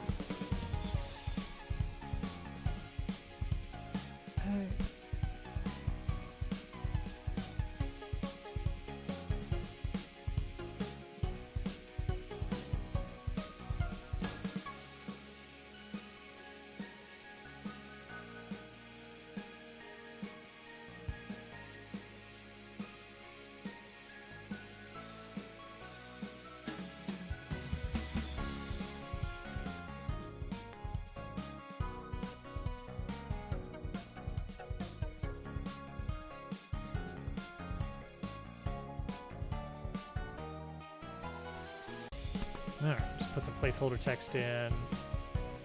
So this cinematic for the thanks is going to be, we need to teleport.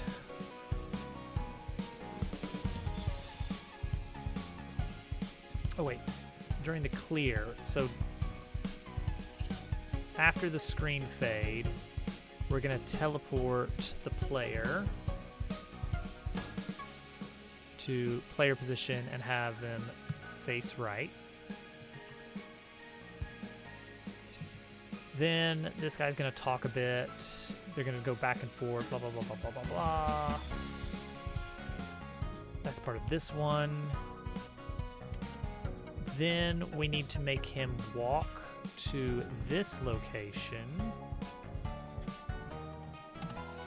Which I can set this up here. So we get the transform just right.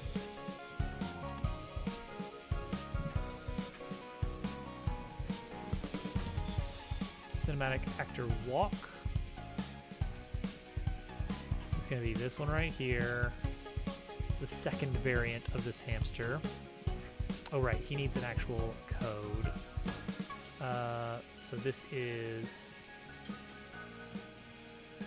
O2 hamster walk. GQ. The raid. Tell me what games were in Democember today. I assume some amazing ones. I can only assume that because they've all been amazing.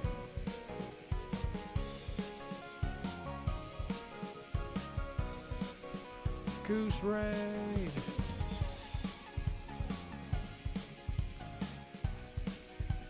Then set the state to 3.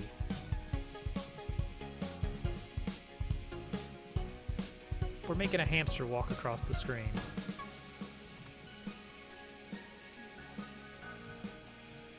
It's thrilling, really.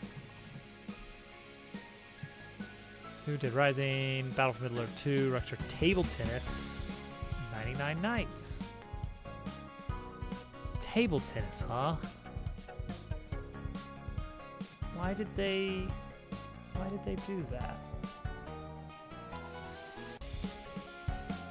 Why did they do that?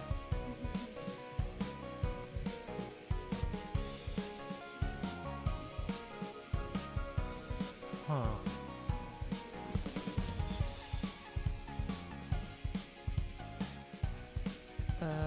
Okay, set state to 3, and then wait for state is going to activate. And I think what that means is that this big wheel needs 2 variants. One that is spinning and one that is not.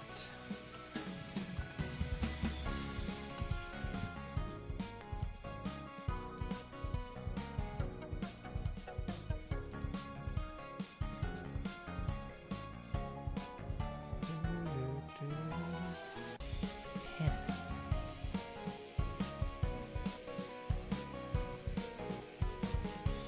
Idle and wait for state. Spin.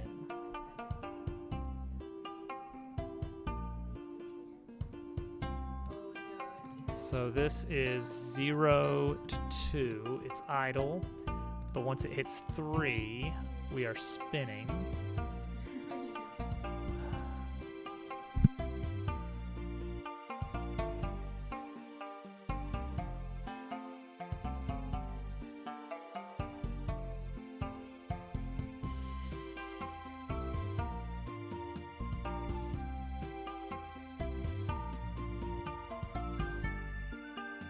Okay, have this autoplay. This hamster should always be in his special running animation.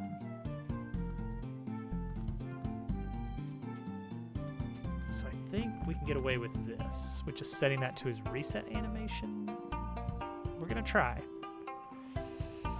Okay, let's see if this whole thing works, or if not, where it fails.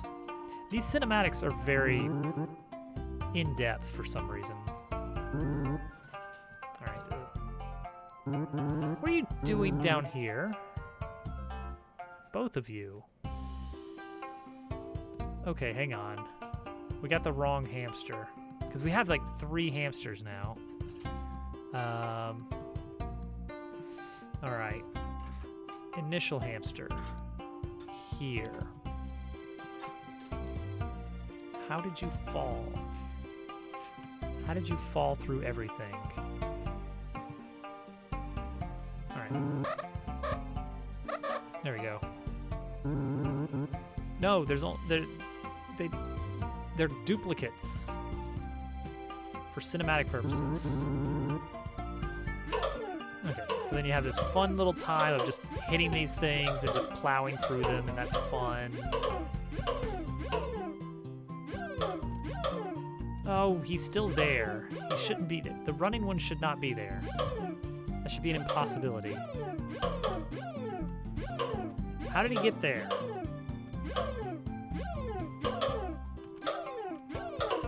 There we go. So then, yeah, the running one is a weird... Okay, then there's a little conversation that happens, and then you're supposed to walk, but he's not walking. And then the wheel starts spinning, but I can't help but notice it's not spinning. Oh my gosh, it's just all going wrong. All right, this guy, he's in wait for state. He should only show up when the state is 2. This running guy, perpetually running guy, should only... Oh, okay, that explains that at least. That was never set up properly to only show up for state 3. Alright, so we have our thanks conversation. Hamster thanks. Where he says his classic line, thank you. So why didn't he say his classic line, thank you?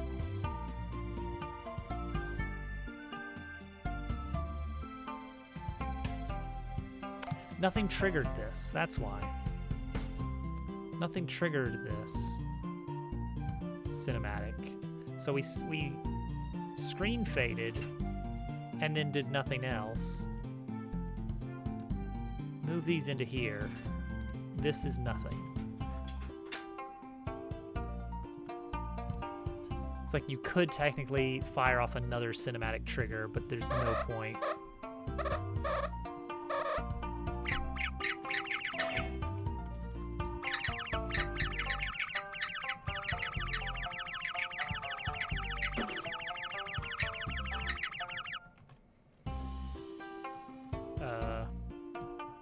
Hello? Was it because I was in fast mode?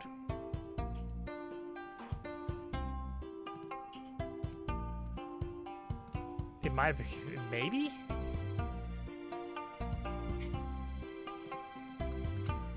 That was a weird one. Alright, fast mode. Gotta do something!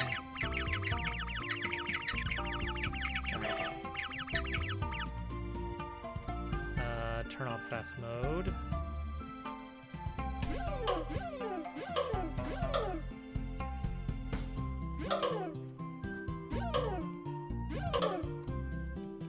There we go. Okay. Now. Good. Walks over.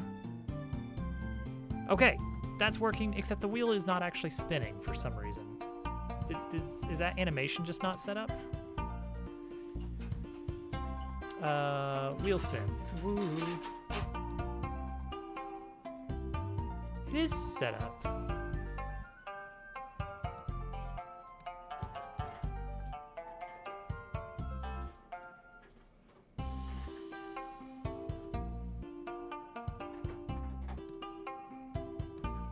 Why was it not actually spinning then? Root node decor. Though we... Oh. What?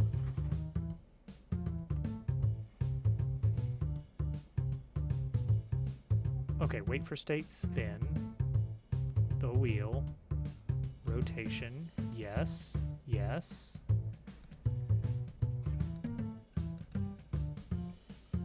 Everything is... Well, that's not... Okay, so yeah. Alright. Why is the wheel not spinning?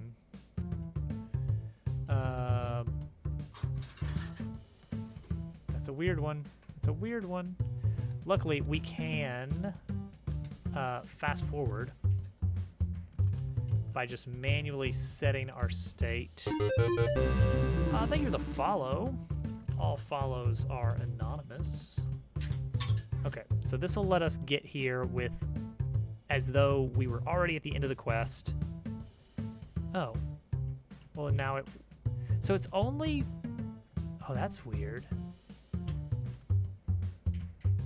So it's only failing to spin. Look at him go. I feel like we need some kind of magic here that pushes us back a little bit.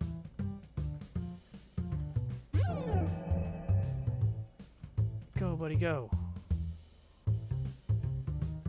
So why is it that if we are switching state, is it something with the autoplay? I mean, the gears are spinning fine.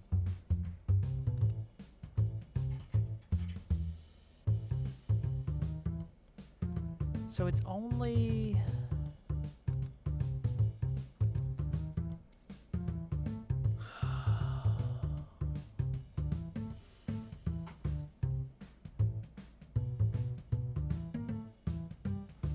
All right. Change that back to 0. And let's change our 100 prickle magic to say that we require 0, so that I should just instantly win.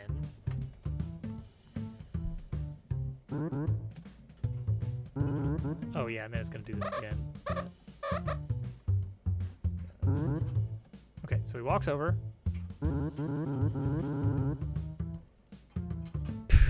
Oh gosh, they really didn't like that. Also, those became visible somehow, which is really silly.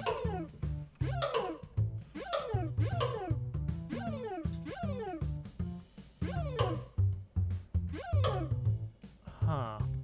Alright, so change this to 0.1 just to speed it up a little bit. Why?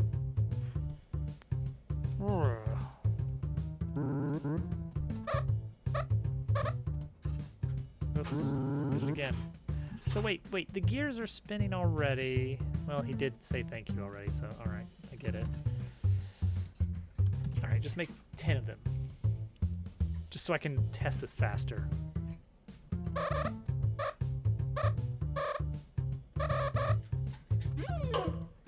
Two, 3, 4, 5, 6, 7, 8.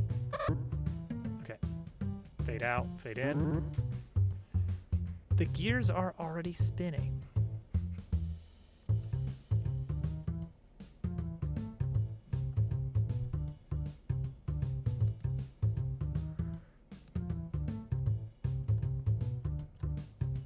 I did something wrong. I must have.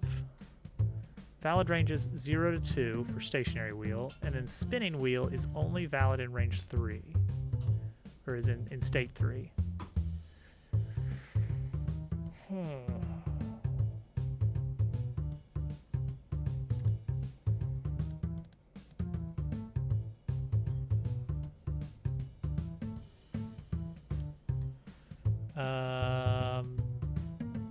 Game manager, state flags, hamster, 3.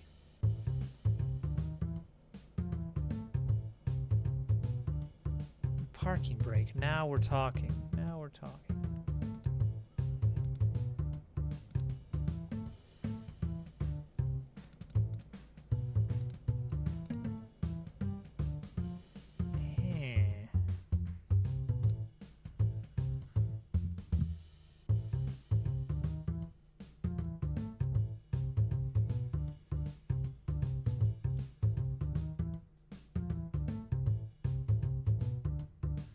What if, okay, can animation players have process modes? They can. And I think that would mean that the speeds, or that the scale of the motion. So maybe this is easier. Maybe this is easier than I'm making it out to be.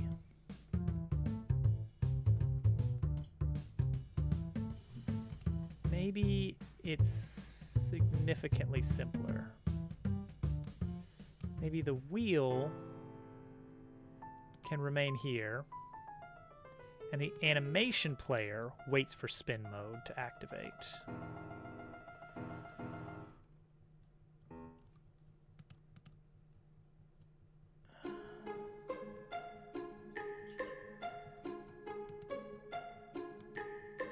Do these gears have individual animations? No. No, all the animation happens in this animator. Okay, try it again. Hit the trigger.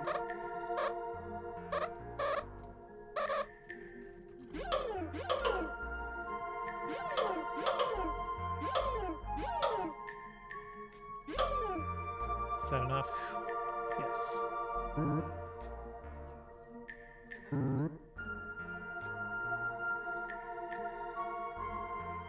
Okay, there we go. That works. There we go.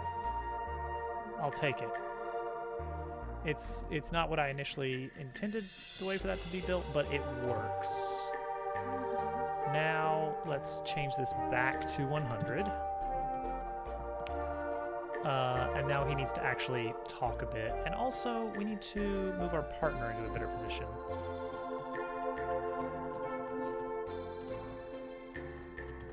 Let's get partner moved over right here. Maybe right here. So where we would normally teleport player, let's also teleport partner to partner position. Okay, text.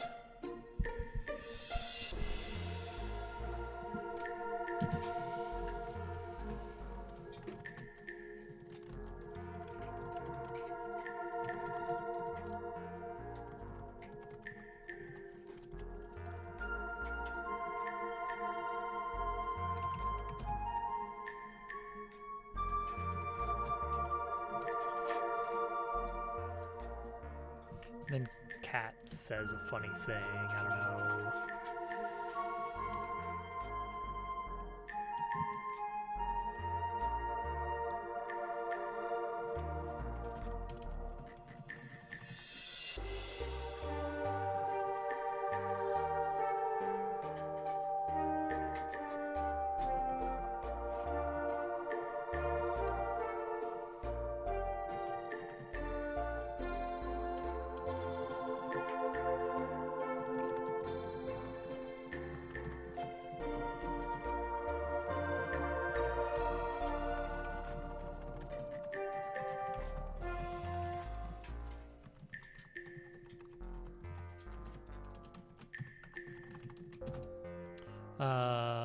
Right.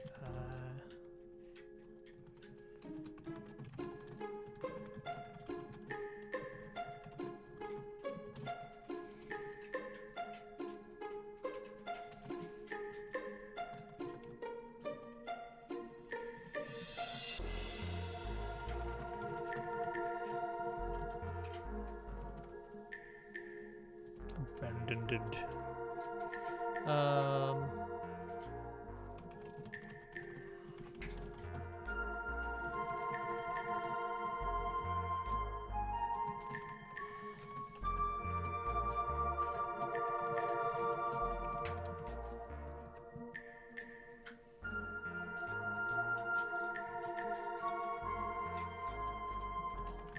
What's this guy's name? I vaguely, I think I had a name for this character, and I do not remember what it was. It doesn't matter. He's not going to introduce himself.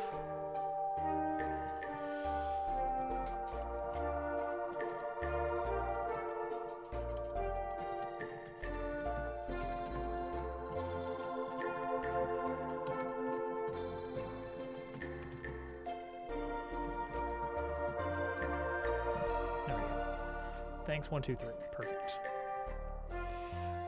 So then we go back over to conversation system. Point out who says what, and then we're done. All right, that should do it. That cinematic is done. This whole room is done. Unless we want to do something for this.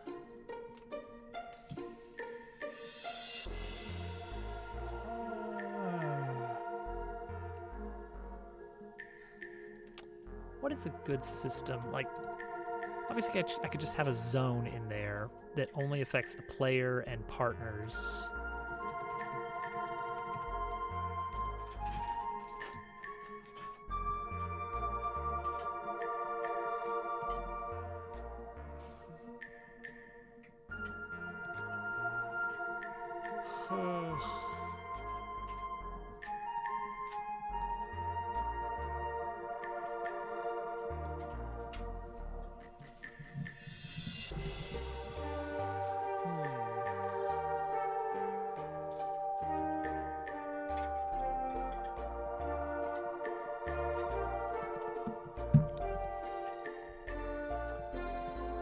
Optionally, just a zone.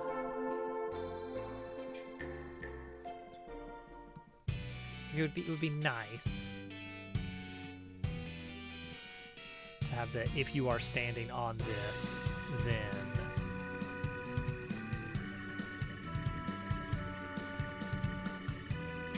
But only if it's spinning. No way to work with this. No, not the geometry, not the CSG primitive. Not really. It's like maybe if it were a rigid body. Which would be kind of ugly.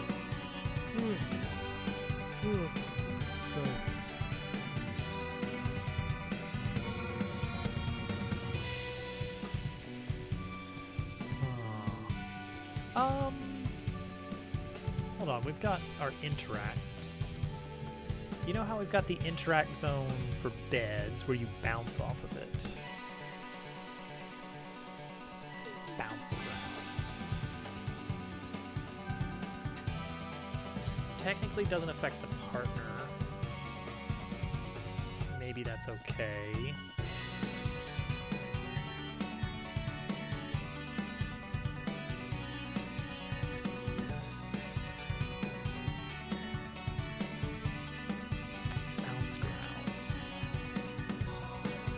So this happens here.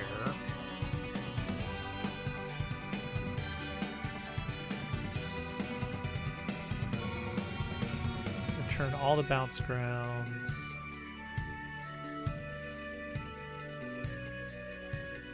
Okay, this happens during initialization. Yeah, I mean, this could work.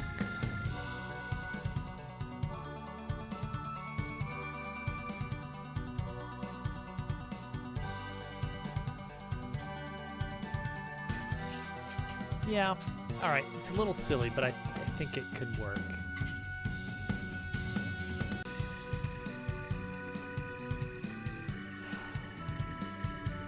Now, it's not it's not a linear speed, though. Like, if you look at just the way that it's set up, if I'm standing way up close to here, which I know I would slide off, but let's just say for the sake of argument, I was standing way up here, the amount of velocity I'm pushing myself to the left from is hardly any on this. It would be kind of a downward motion. That's not good. See what I mean? And when you get over here,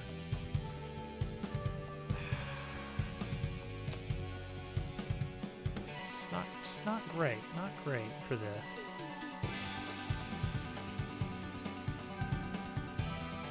Change this back to 3.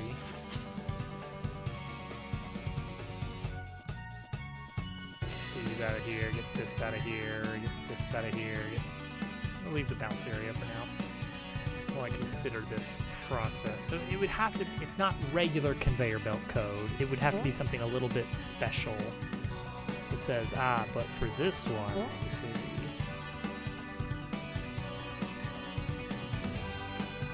If I just added in,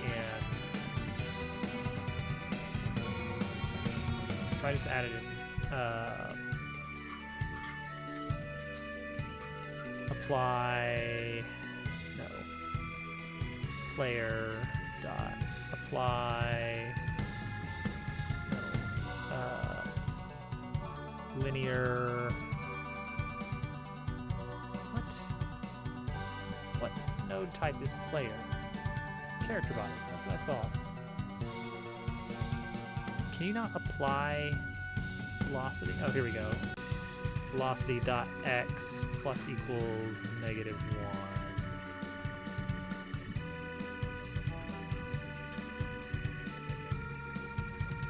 Times delta.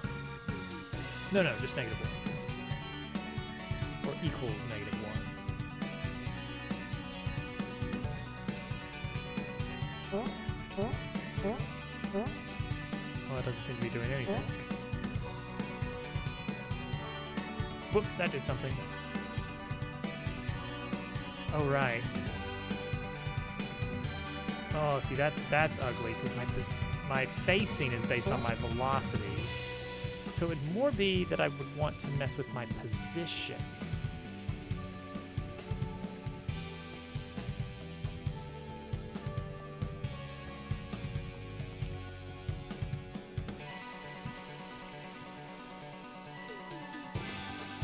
So like this.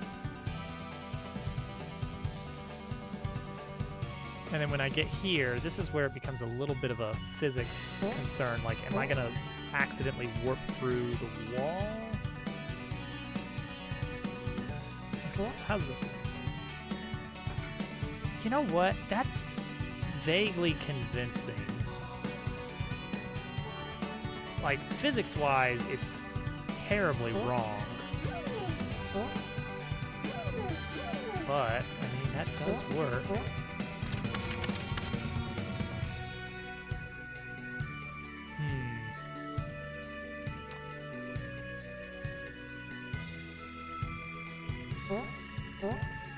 So I would need some kind of... Alright, you know what? Yeah, let's do this. Let's have this as a... This is going to be a really cheap way of doing it, but it will work. A translation area. So it'd have to be area 3D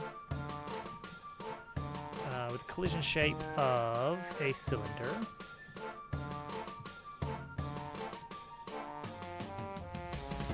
Move the area here.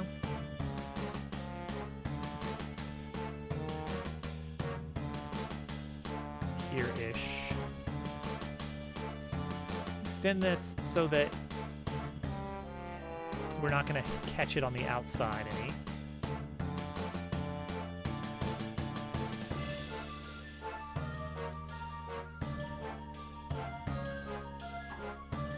Okay, that should handle that.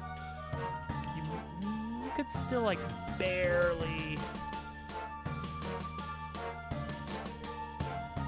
Something like that, maybe. Okay, collider... layer... Gotta hit layer 2 to hit the actual one we're interested in. And then a little script. We're going to call this conveyor area.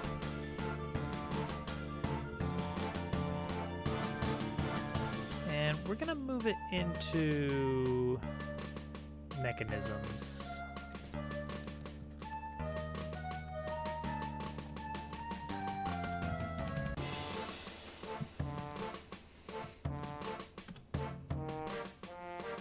And, ooh, but I don't want... I don't want the hamster to be affected. So we gotta be cautious of that.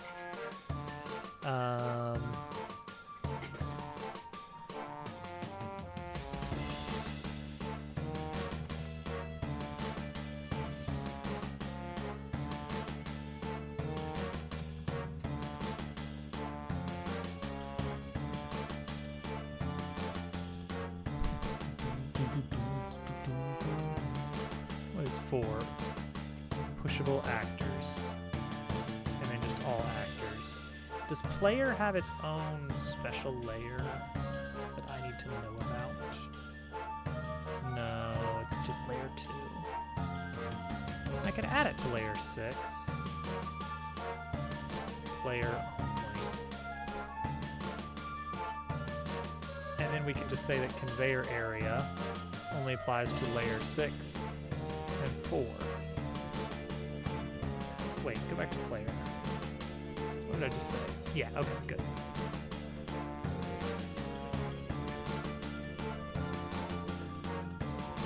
And then we need to have actors as a list. And then conveyor area needs to apply the body entered and body exited, so we can track actors. Actors dot append body. Actors dot erase body if actors dot has body. For actor in actors, actor dot global position plus equals delta times. Whoops. I think that's it. I think that's all we need. Now this will happen when they're in the air as well, though.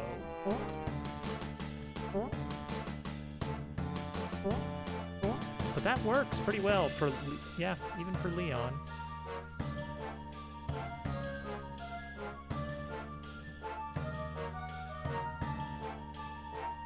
That's like the silliest way to do this, but it does work.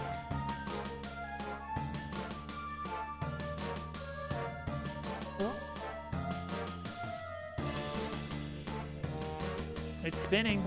It's spinning, and we're spinning with it now. Okay, I think this area is pretty done.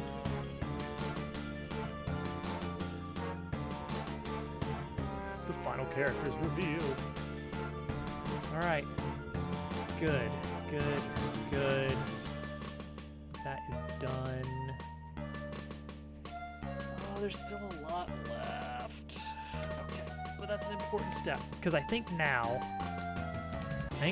you can go all the way from starting,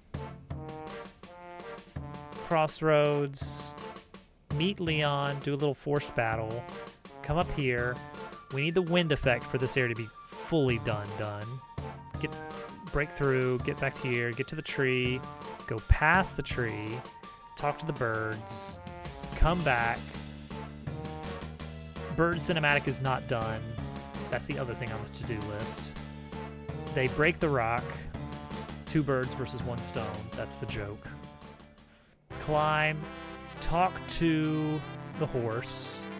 He tells you, hey, help, I'm stuck in the elevator. You go up to Bird Town. You finally get to meet some people and just hang out for a bit, go shopping. Major issue in Bird Town right now. There's only 2 different items you can buy. We're going to need some new items. So we need to be thinking of that.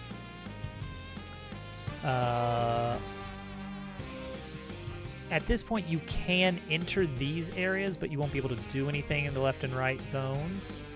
I just need to have somebody you can kind of talk to for a little bit. Then you go up to the upper area.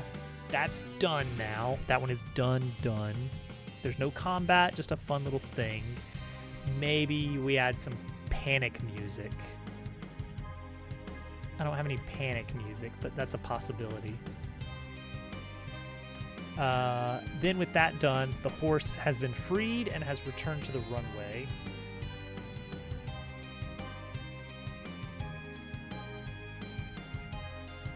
Cat should hint where to go to. Aw, thanks, Simran. I appreciate that. It doesn't run very well in Firefox, I found out. Chrome does some interesting optimization stuff for JavaScript Canvas, and I used to build a ton of stuff in JavaScript.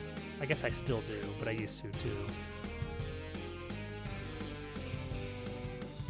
But that was a fun game to make. That was a sort of a collaborative effort because I made that based on suggestions from chat. That was the first game built on stream completely. And it actually didn't take that long now that I think about it. It was a fun one. All right.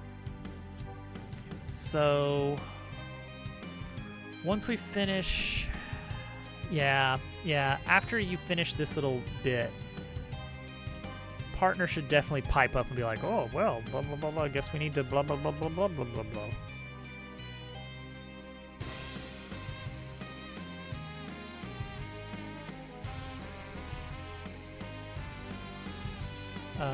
So that'll be events, cinematic, walks over. So we need another conversation node. Let's see here. New status effects. I want to say that there was. What was it though? But that's a good call. Well, so there's also the cure-all. We should, yeah, new attacking item would be good if it's like particular enough. The tennis ball is a nice early game item because it hits everything.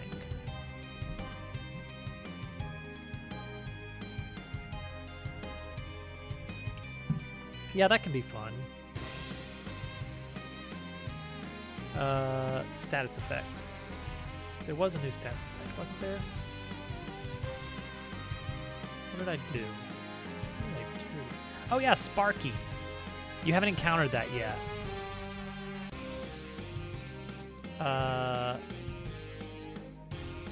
Sparky, using energy will hurt. So when you have this status effect, and this doesn't apply to enemies because they don't really use energy points,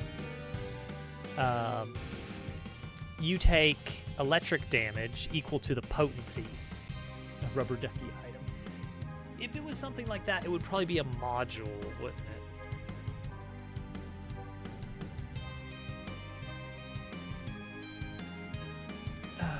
To resist, like similar to how Stuck has the module. There's not a dedicated module shop, but there could be somebody just selling it.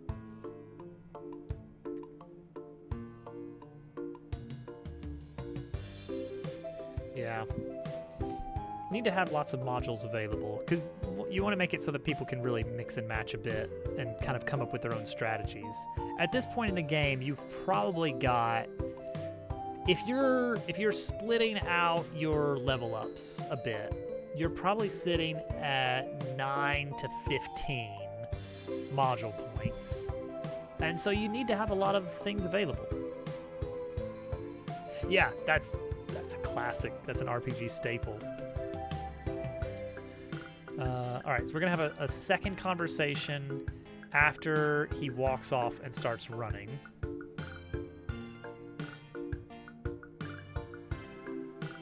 Come on, Godot, don't crash. Found this old junk. Bet you want it. Okay, and this is going to be Hamster After is the conversation name. So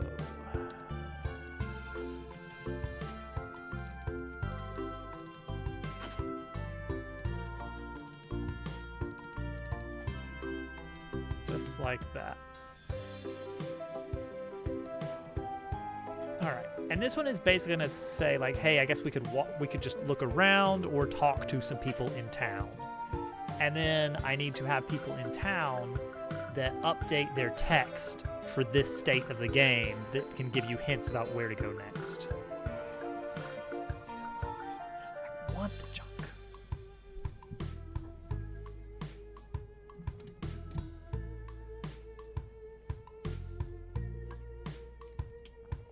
See, all right, so a module that blocks the Sparky, that gives you extra resistance to Sparky as a status effect. Useful to a degree, but also something you will not encounter until you're like in the dungeon, which you're still a long ways out from that. Maybe some kind of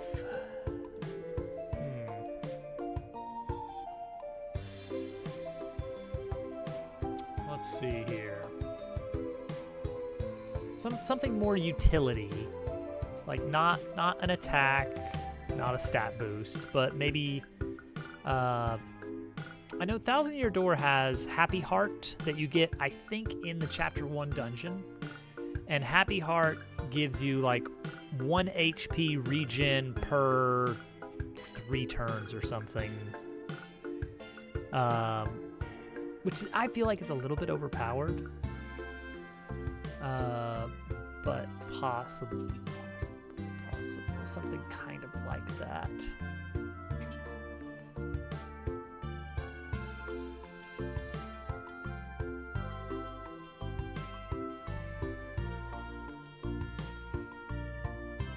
Yeah, something like that. That's particularly interesting because you kind of have to remember that it's coming. I do like that idea. Let me just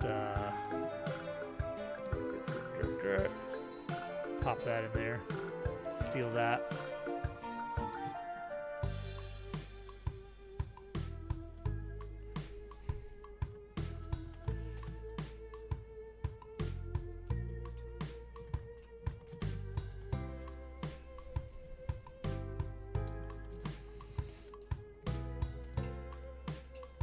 Let's see here.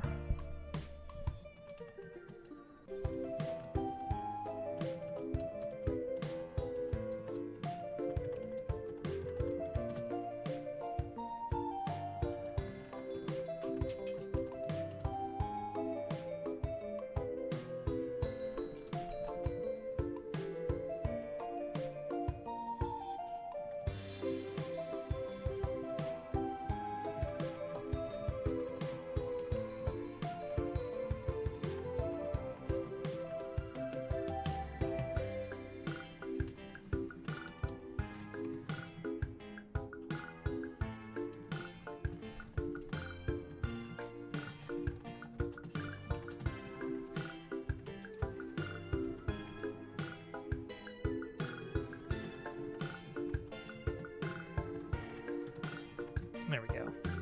Okay, that'll be a good, like, okay, yep, let's go look. Just kind of a reminder of where you are in your journey here. Let's see here.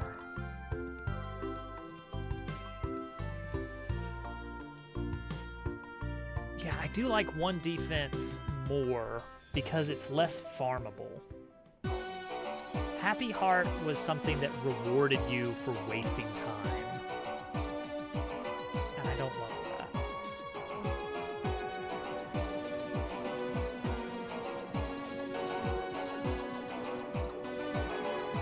Ooh, tricky. Oh, money. Now there is a status effect that I have that I programmed into the game and is not in use, called Cash Grab.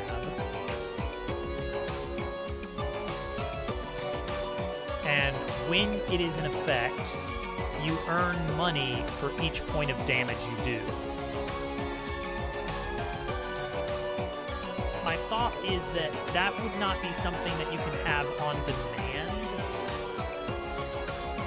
It would maybe be like a rare item that you can use that gives you like, gives the target player 3 turns of cash grab or something. Or a completely random event that occasionally happens.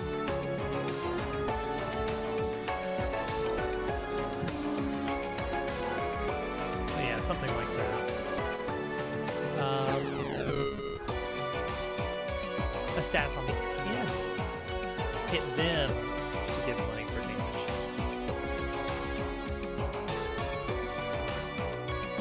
Yeah. So it would have so that's an interesting point because it encourages you to hit a specific enemy as hard as possible. And if it was an enemy that you normally wouldn't be aiming for because it just doesn't do a lot of damage or something. You know what that could be? That could be a special enemy that is very rare. Kind of a money bag enemy that when it shows up,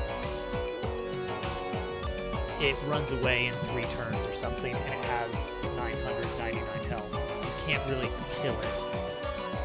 Or can you? Special hidden secret achievement for actually managing to take it out.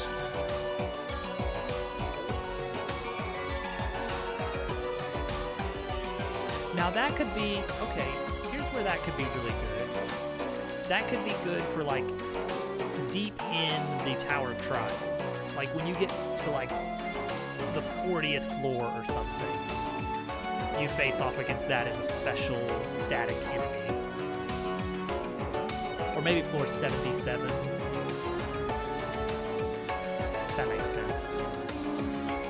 And that way you can respawn it, but not quickly. So you can actually like do runs that are specific towards, you know, okay, when I get there, I know it's coming this time. How am I going to pull off? Let's make it like 99 damage. Let's give it 99 health. It runs away in 3 turns, so you're trying to figure out how in the world can I pull off 100 damage in 3 turns. Metal Slime and Dragon Quest? I never played any of the Dragon Quest games.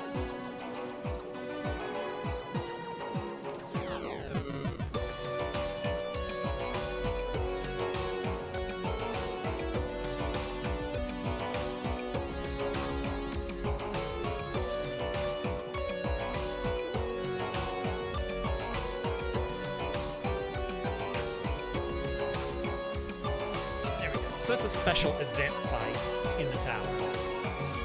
Money bag. Really hard to hit and immune to magic, and a high chance of using Sure Away.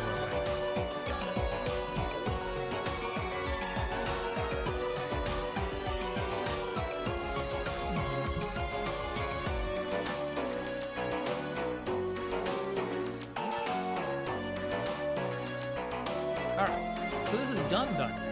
Because when you finish that, then you're going to talk to your partner's going to talk and be like, hey, don't forget, this is what we're doing. And then you can leave.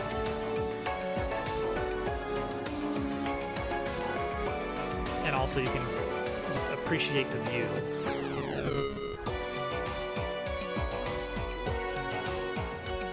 See, that's nice right there. This is dumb right here. This is, the way that this is implemented is not well done. Oh yeah.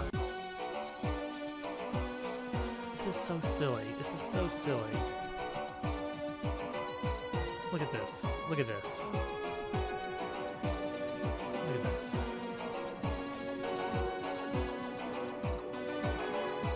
Alright. Now at first you're like, ah ha ha, how silly. It's a flat image. Now the transparency is important. The transparency is to give it the sky color, to let it kind of have the mist of distance. It's like you can do that in engine with like fog or other stuff, but then it's affecting a lot more stuff, and it's kind of an expensive thing versus just a single sprite that is slightly transparent. But wait, it gets worse. It gets worse because it's actually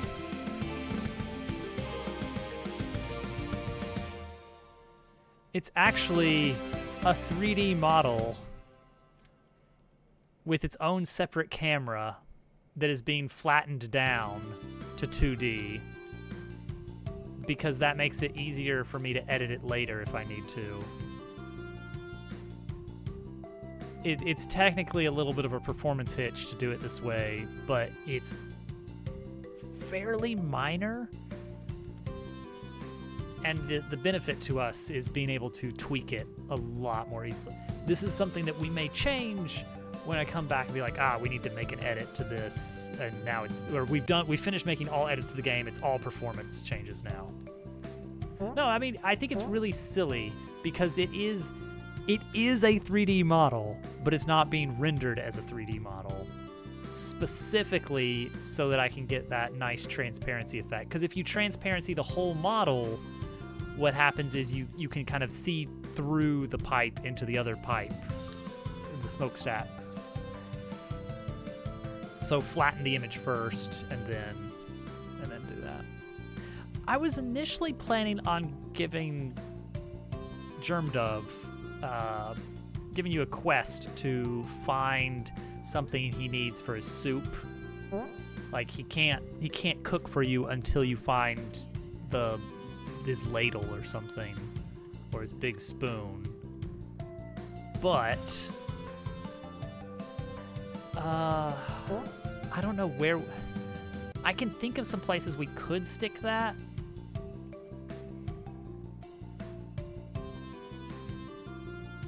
Hey, Rebel. Yeah, it's like... He's Stew. Yeah, we could do one of those, like a little trade quest.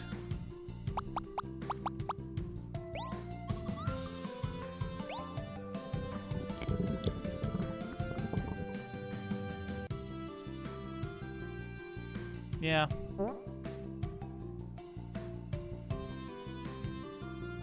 It could be an optional item in the tree climb zone. Just something that's a little bit harder to get to.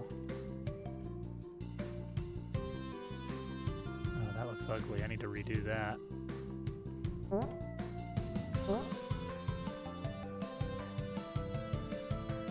Also, look at this guy. Look at this guy. Hang on. This works better.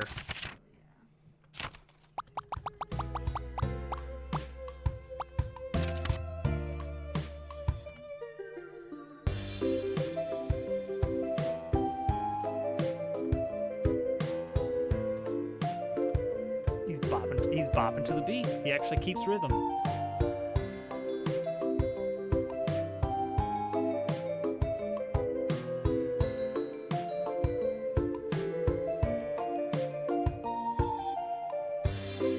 Oh, thanks, Rebel.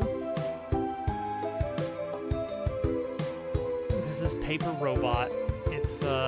It's been in development for about a year and a half now, close to a year and a half, and still probably has about 2 or 3 years to go.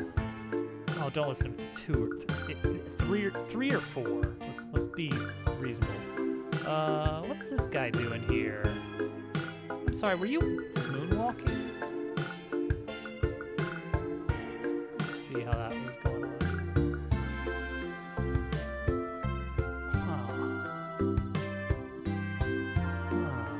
Okay, he's fine. I get why it's doing that. It's because he is technically moving a little bit to the right, but because of perspective, yeah. I think what I need to do there is adjust his patrol ever so slightly. So let's do that. here to here. So let's move that further here and this further there. There we go. That is significantly better. We're just hiding the issue. This guy still just doesn't really do much. Nothing in here, but we could add a spatula or something. Or a big wooden spoon. Add some birds in here. They're talking about moving and that there's only one other house in town. So the housing market's not great right now because there's literally one other home. Yeah, it can just be go get the thing. Now it could be we do a little Leon quest kind of thing.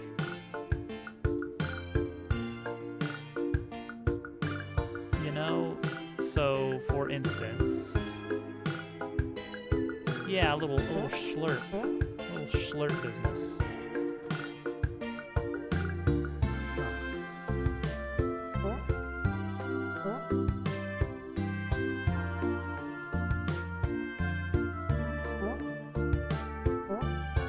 That is viable, except that you can just walk onto that roof. I would want to put it somewhere that you can see but can't reach. Oh, now, hang on. Something like that, though.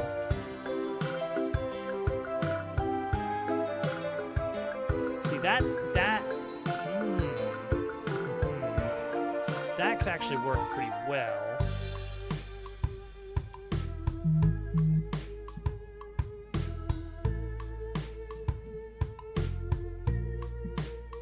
Okay. If I move out like this crate here.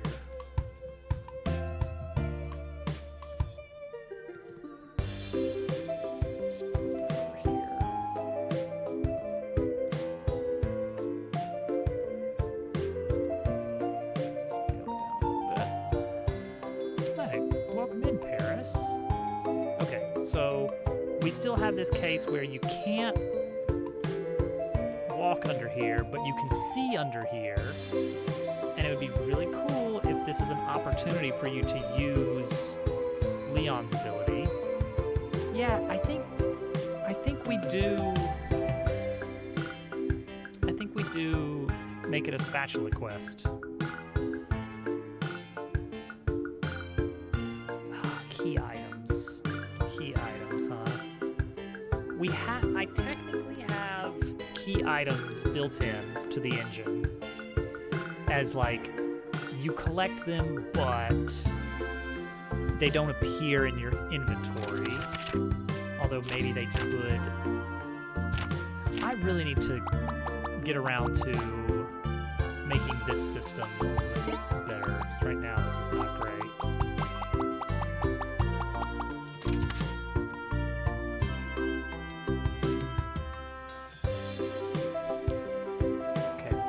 This a lot.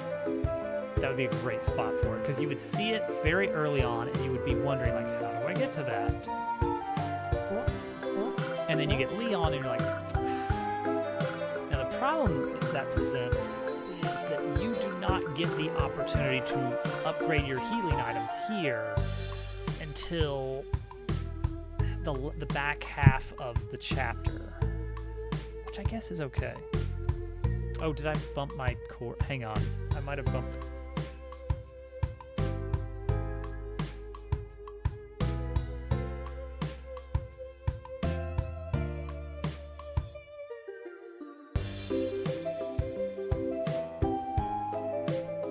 Alright.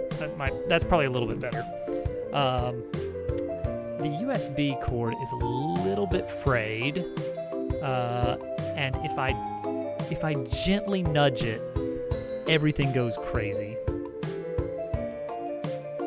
Still low. I got the decibels maxed out. Oh, it's the audio. It's the game audio. We cranked the game audio up. That's what we're hearing. I cranked the game audio up earlier because we wanted to jam out to the song with this guy over here. So I had it on basically way too loud compared to the rest of the system. Because this guy's cool.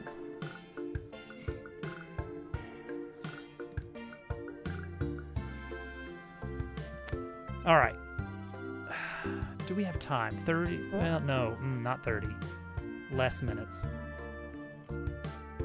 Let's just add the notes on what we're gonna do here.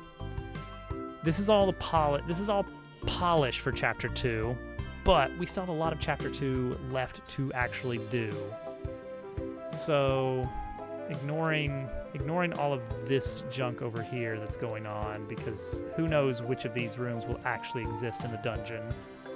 This is all dungeon stuff. There's more rooms complete than 2, but there's a lot left to do for the dungeon. This room just needs some tweaks related to game state. When did the demo go live? October, I think. I think it's been about 2 months. But yeah. This room is almost done. Needs a little bit of cleanup for the geometry. Entrance is technically started. All right. Opinions.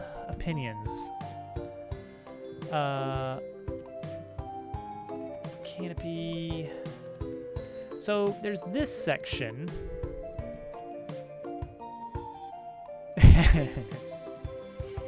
Yeah, I didn't earn any of the awards this time around, but maybe next time. Okay. Dang it, how did I get back here? Okay, canopy. So this section uses a very different type of foliage. And I need to determine if I should convert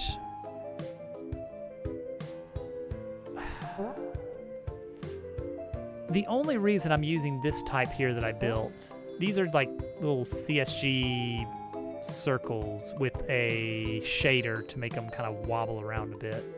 And that's it. That's all these are. And the only reason I'm using these over here is because they make for better platforms. But they look so different, I'm worried it's going to be too jarring. Like, what in the world is this? What is going on here? Also, Leon needs a noise for when he does that. It's like I need to either... Maybe I just need to inject more of that kind of platform everywhere. And we'll see if that works. Okay. All right, get this back on. All right, so to do. Brick pile done. Rework Leon's attack. Add sound effects. Quick. Stew quest. Grab big spoon from under stairs with Leon.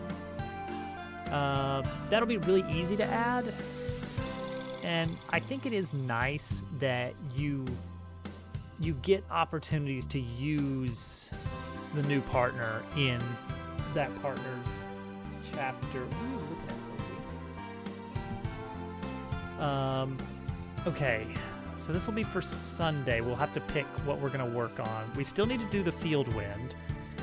The bird call module is the reward for getting a lot of jump rope jumps.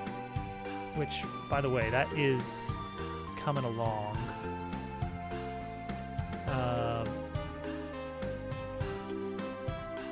It doesn't have...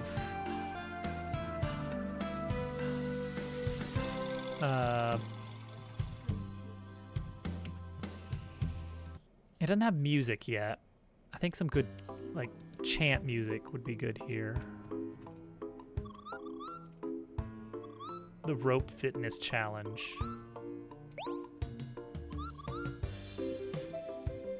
So it'll switch to silent.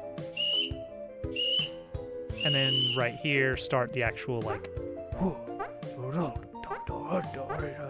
I don't know if the music should actually be timed with the rope jump. I wonder if it would be possible to do that.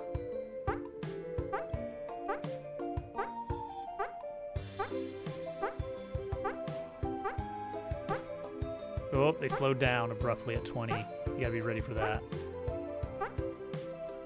Now this is completely optional. You don't have to do this for the game. Okay, then after this point, they pick a certain duration of time to wait until changing speed. And then they change to a random speed within a range.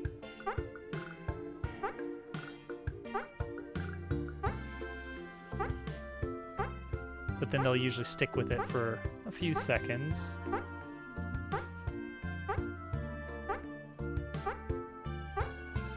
But since it's random, you can't really plan around certain patterns.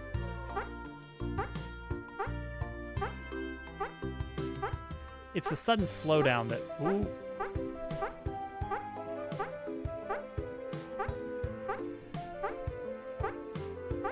Oh, the sudden slowdown. The game deletes. That's a great idea from both of you. Boom. Just make confetti pop out at 100. Alright, let's stop there. Horse.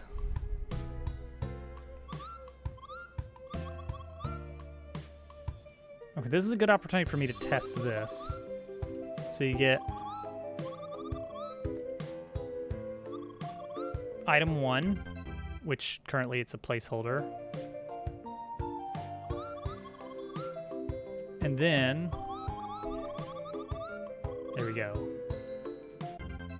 Item 2. You pick. Bob.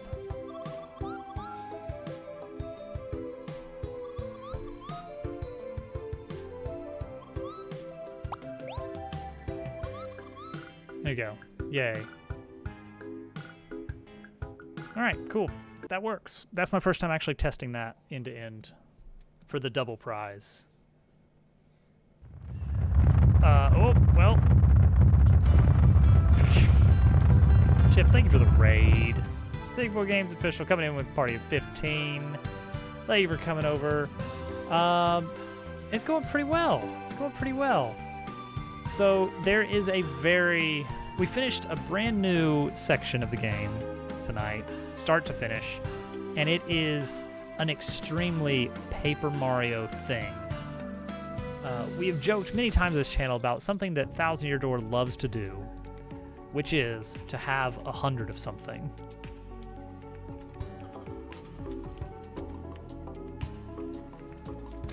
I'm gonna change the music, turn this off. 100 of something. There are multiple times, look at this guy jamming out. He's not jamming out to the music we're listening to, though. There are multiple times in Thousand Year Door where, oops, if you play it in fast forward, the physics go a little bit wonky. Where suddenly there's 100 of something because they loved to, I guess, flex that was the power of the Nintendo GameCube. And so I had to have 100 of something.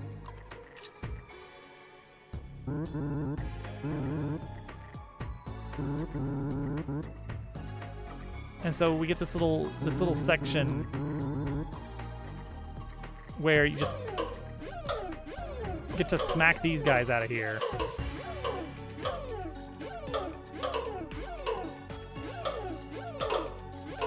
And it's just a fun... Oh, of course Astrobot does this. So these things are built to be as easy on the engine as possible. So they're not using the full actor code that I wrote for elsewhere in the game.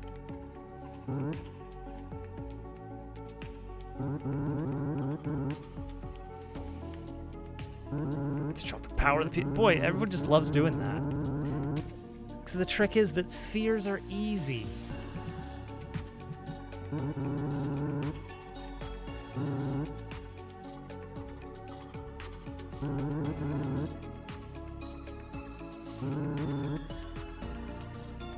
And then we added this very basic conveyor belt style code, which I cheated so hard to get this going. I was thinking to myself, oh no, I need to take into account like the angle, and then do the tangent, because you won't be going as far left, you'll be going more down if you're standing up here. So I need to take that. No, I just said no. Warp the player to the left at a speed of X meters per second, and then just let the collision sort it out. It was like the dumbest idea that I could think of, and it worked. I was like, there's no way this is going to work with the physics engine. It's not going to like this. But no, everything is fine with it. I was thinking like, oh, well, I need to manage, like, only do it if they're on the ground, and actually look at the speed of the object. And no, if you're in this area, teleport left. That's it.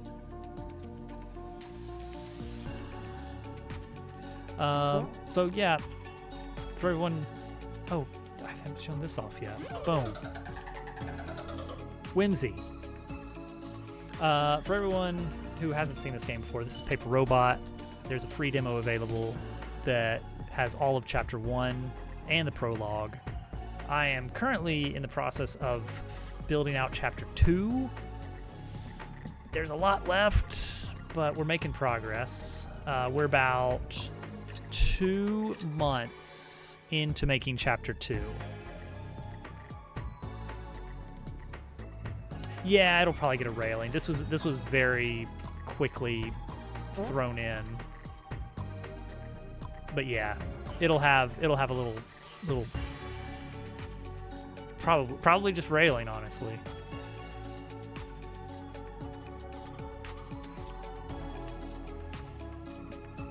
And then the elevator goes here, but it's not here right now because I haven't added in the different states. Okay, I'm actually gonna need to end stream.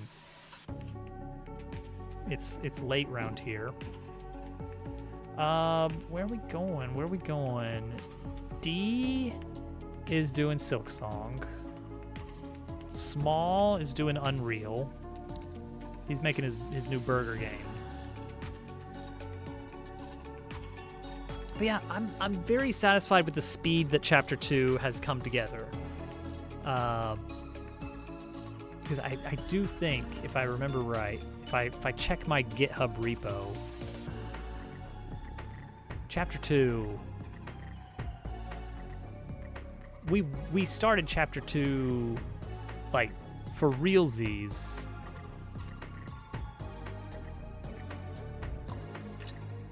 Test. Yeah, there's like some test stuff for Chapter 2 from 2 months ago.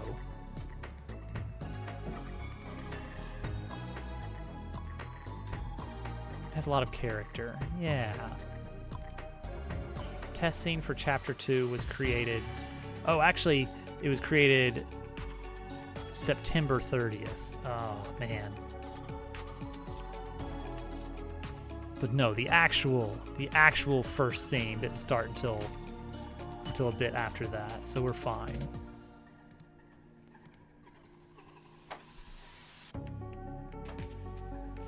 Yeah, Chapter 10. I wonder if it's going to keep going that way, that as I continue to improve with Godot, the things that I'm able to accomplish quickly keep getting better. Chapter 0 and Chapter 1, big caveat, but together those did take about 15 months. But the entirety of the battle system, the entirety of the dialogue system, cinematic system, heck, just having a pause menu. So there was a lot of foundational stuff that had to happen that's there now, and that does make things a lot quicker.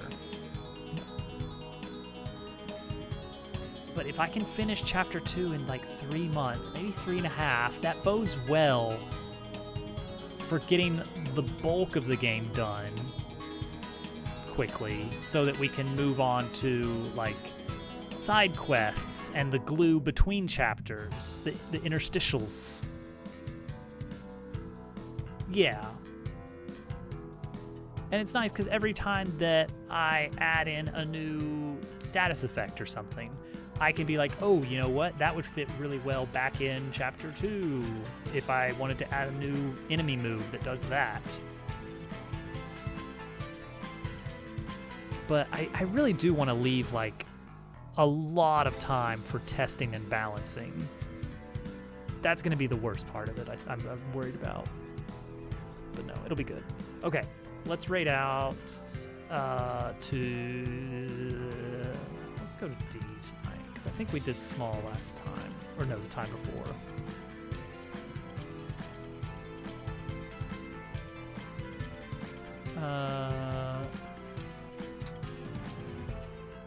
Where's D?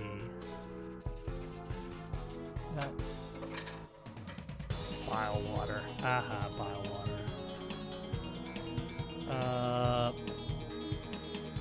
Oh, there's an ad in progress, so that's cool.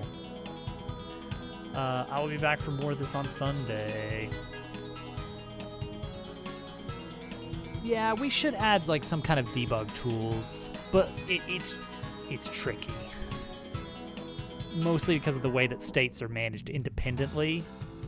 It's like in this, there's one state flag that manages the hamster versus another that's managing, like, you know, have you talk to the birds at the bottom of the tree. And in a normal game, that should never go out of order. But, you know. Yeah, it's fine. All right, everybody, have a great night. I'll see you around. Bye.